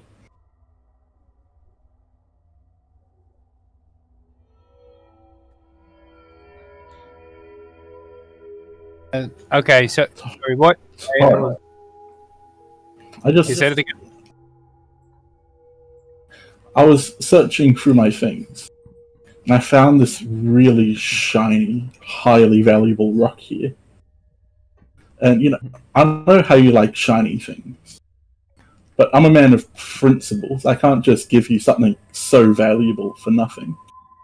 But I will give it to you at a very heavy discount for that weird, slimy rock you have in your hand. No! Grungegg! Don't listen to him. He's tricking you. Ours. We take gold, and we keep Grungegg. No. We're keeping it. Ours. Look how Kick him. Kick him. I kick him. Ask him to go on the ground. Better to kick someone when they are down. I don't even think he can get through my AC. Kicking more fun that way. Go down. I want to kick you when you're down. Excuse me? Millhouse, tell him what we don't do. look, you are one of the dullest creatures here. So, and that's pretty hard with Ryan and our new Goliath friend. But somehow you managed to outdo them for dullness. So you probably don't understand the position you're in, which is the dirt on my feet. So you will not command me to do anything. I tried to be generous, giving you this pretty shiny, highly valuable rock that is worth more than your life for that weird slimy stone, but you didn't want it. The next time you go off killing yourself, expect no help from me. Owls! Owls! We not share! Nope. I don't want it. I want to keep mine. Millhouse, you tell him to do as we command.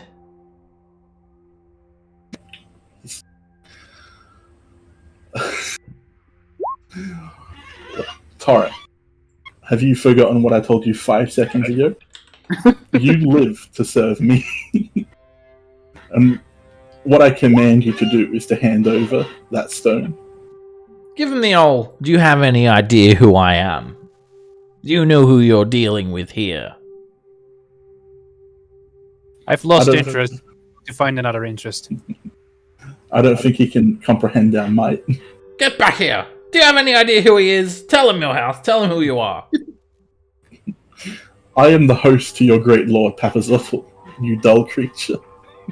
Yes, that's right. You... Don't worry, Millhouse. We'll play the long game with this one. We will... The game... The game probably won't be that long. From the looks of him, he'll choke on his tongue soon enough. Yes. Peasants and tongues. They don't even know how to use them.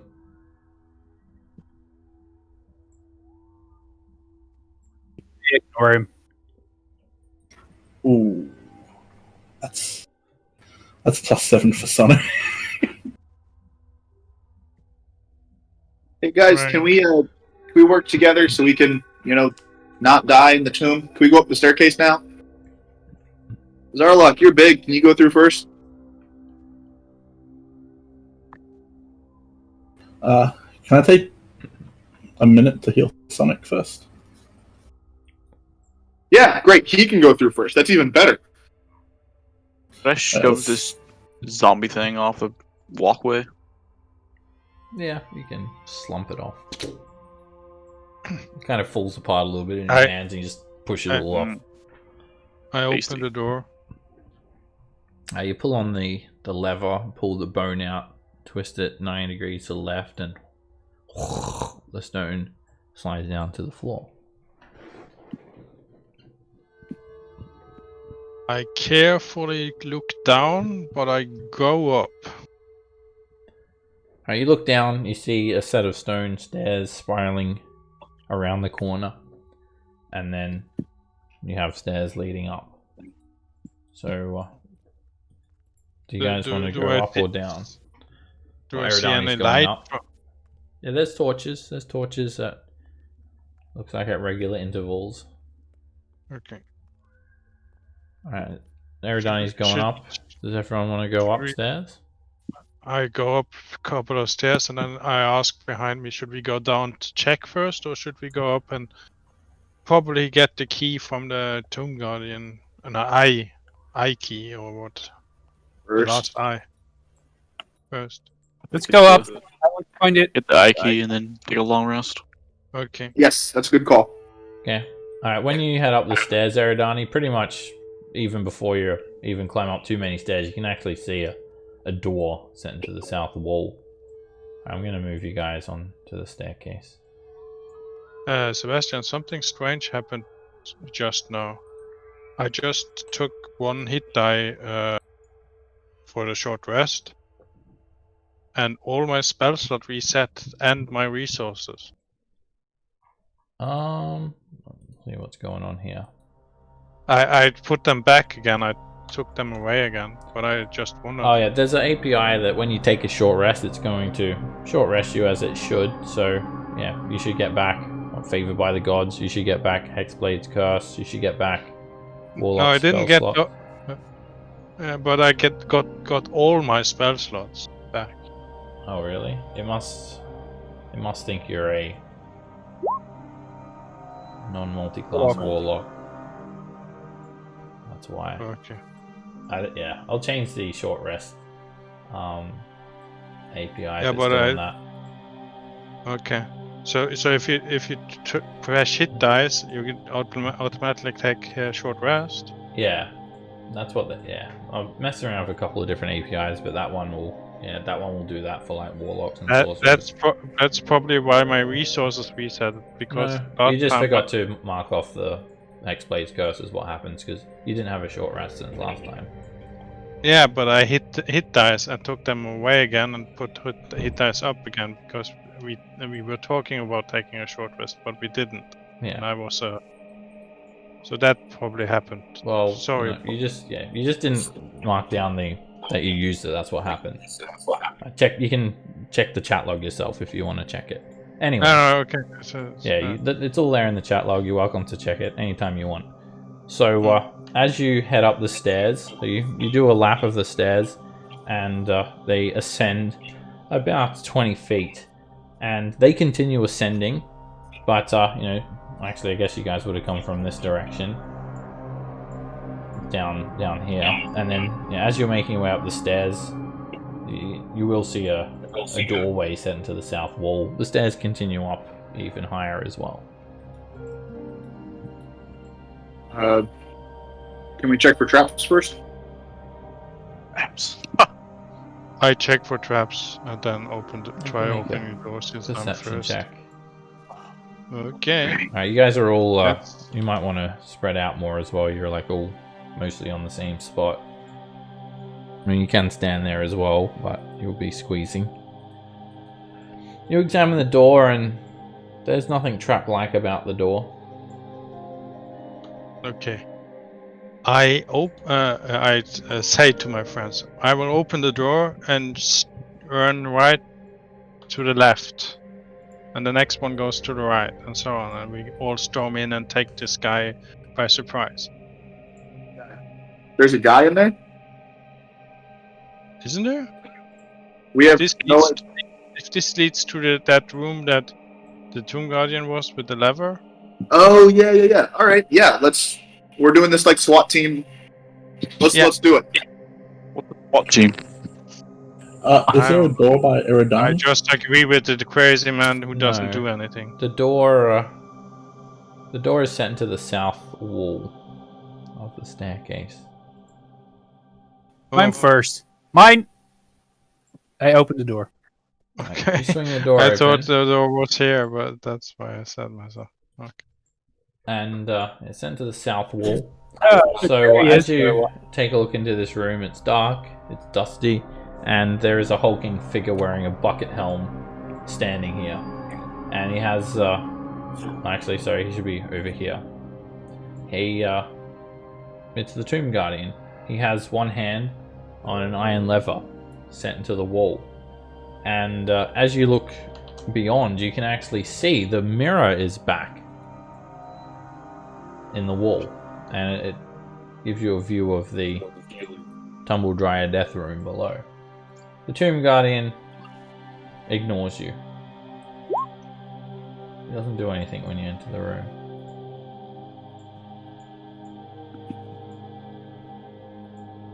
Are we in?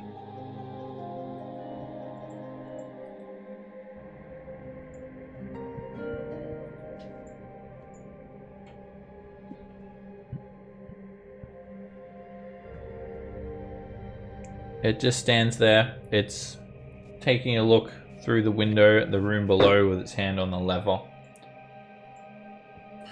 Sonic hits the lever. The lever goes down. Like the Tomb Guardian has his hand on it, and the Tomb Guardian's hand goes down with the lever, and all of a sudden you start to see this room start spinning, and then the devil faces in the walls, they start spewing all sorts of things. Poison, sparkling dust, fire starts spinning around in there. That is the Well, I worst. really like That's my least favorite trap we've encountered. And then if I could, the Tomb Guardian puts the lever back up. And the room stops spinning. Hey guys, we get past him at all? one moment. I'll have Sonic have a quick look to see if he can see one of those crystal eyes on him. He can make a perception check. Rifle through his pockets. Can't he just crouch down and open his inventory like Skyrim? Oh, put a bucket over his head. He, It was Oh, you me got that one. went as in. the Tomb Guardian kind of moved a little bit, he does hear something rattling around inside that bucket helm. Alright, so all the ranged boys get in back, all the melee boys get in front. There's also a crawl space here as well. It's a 2 foot high crawl space and set into the east wall. Right. I want to go and check it out. Might be some loot. Okay, head in through the crawl space.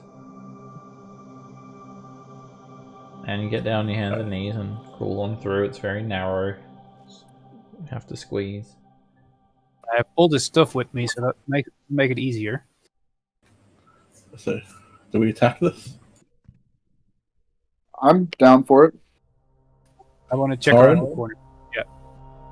Alright, This guy's loot on him. alright, Torrin, you crawl off, and we'll get back to you in a second.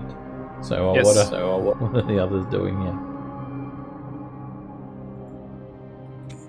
So we've lost Torrin. So, I'm good to take this thing down. yeah. Yeah. Alright, so I'll use firebolts on it from the crawl space.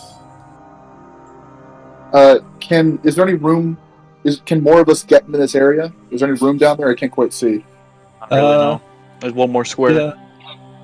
Well, it depends if you want Sonic to tank or one of the melee boys to tank. I prefer Sonic because we can just fix him up again. Alright.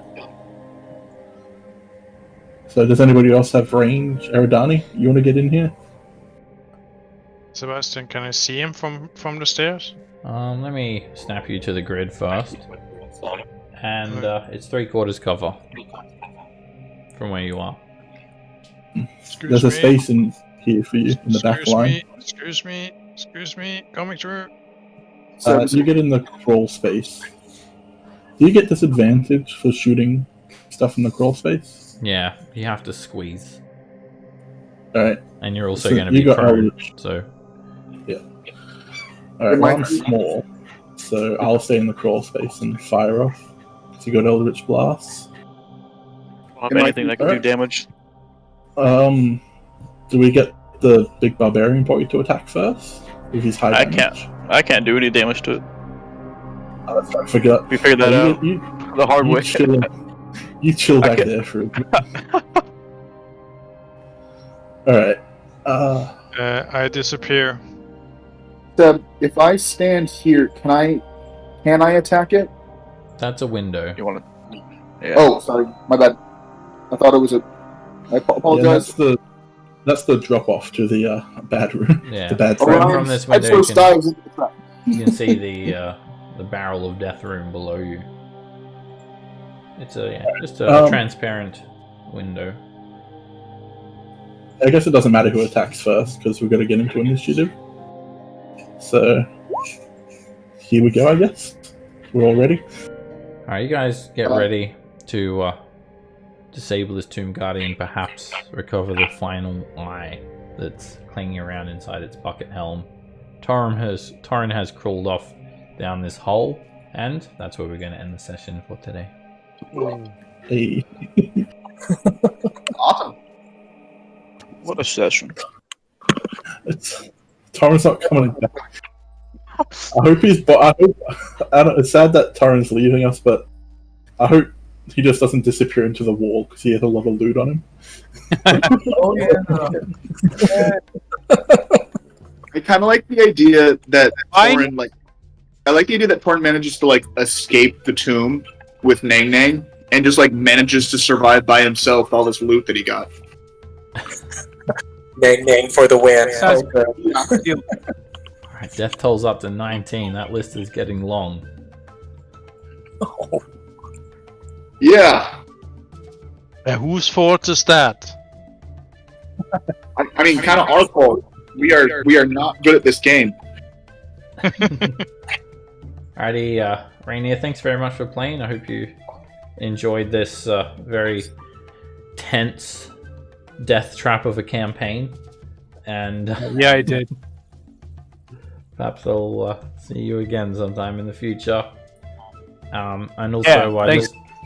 Yeah, right here. a reminder to everyone else that next week we don't have a session because I'm moving. So I'll see you guys all again in 2 weeks on the 6th of February. Moving to a bigger apartment? Thank you very much, Seb. Yeah, I'm moving interstate and gonna be moving from an apartment to a house. So. Oh. Very nice. Big move. You guys, Yeah, nice. That's a It huge gets move. hotter the further you go. You know. Yeah, what's the temperature in Australia right now? Well, I'm living in Melbourne at the moment, so it's cold, but I'm going to be moving to Cairns, which is really hot, tropical climate. Yeah. It's like 40 Oh. degrees. Oh. Ooh. Moving back home. So that's where I grew up. Okay, I hope you Good. have air conditioning or something like that. Yes, definitely. Alrighty, guys. I'll see you all in 2 weeks, everyone. Take care, and we shall continue. Perhaps there'll be a lot of missing things, loose ends tied next session. I have 2 more people or 1 more person. Hopefully 2 we'll weeks. hopefully we'll have a new player, All right. maybe 2. I don't know. We'll see how it goes. It's pretty late in the campaign. It's difficult to find players this late in the campaign, but we never know. All right, I'll post in the Discord as well. Maybe someone want to join from another game. All right, I'll see you guys then. Take care, everyone. Bye bye.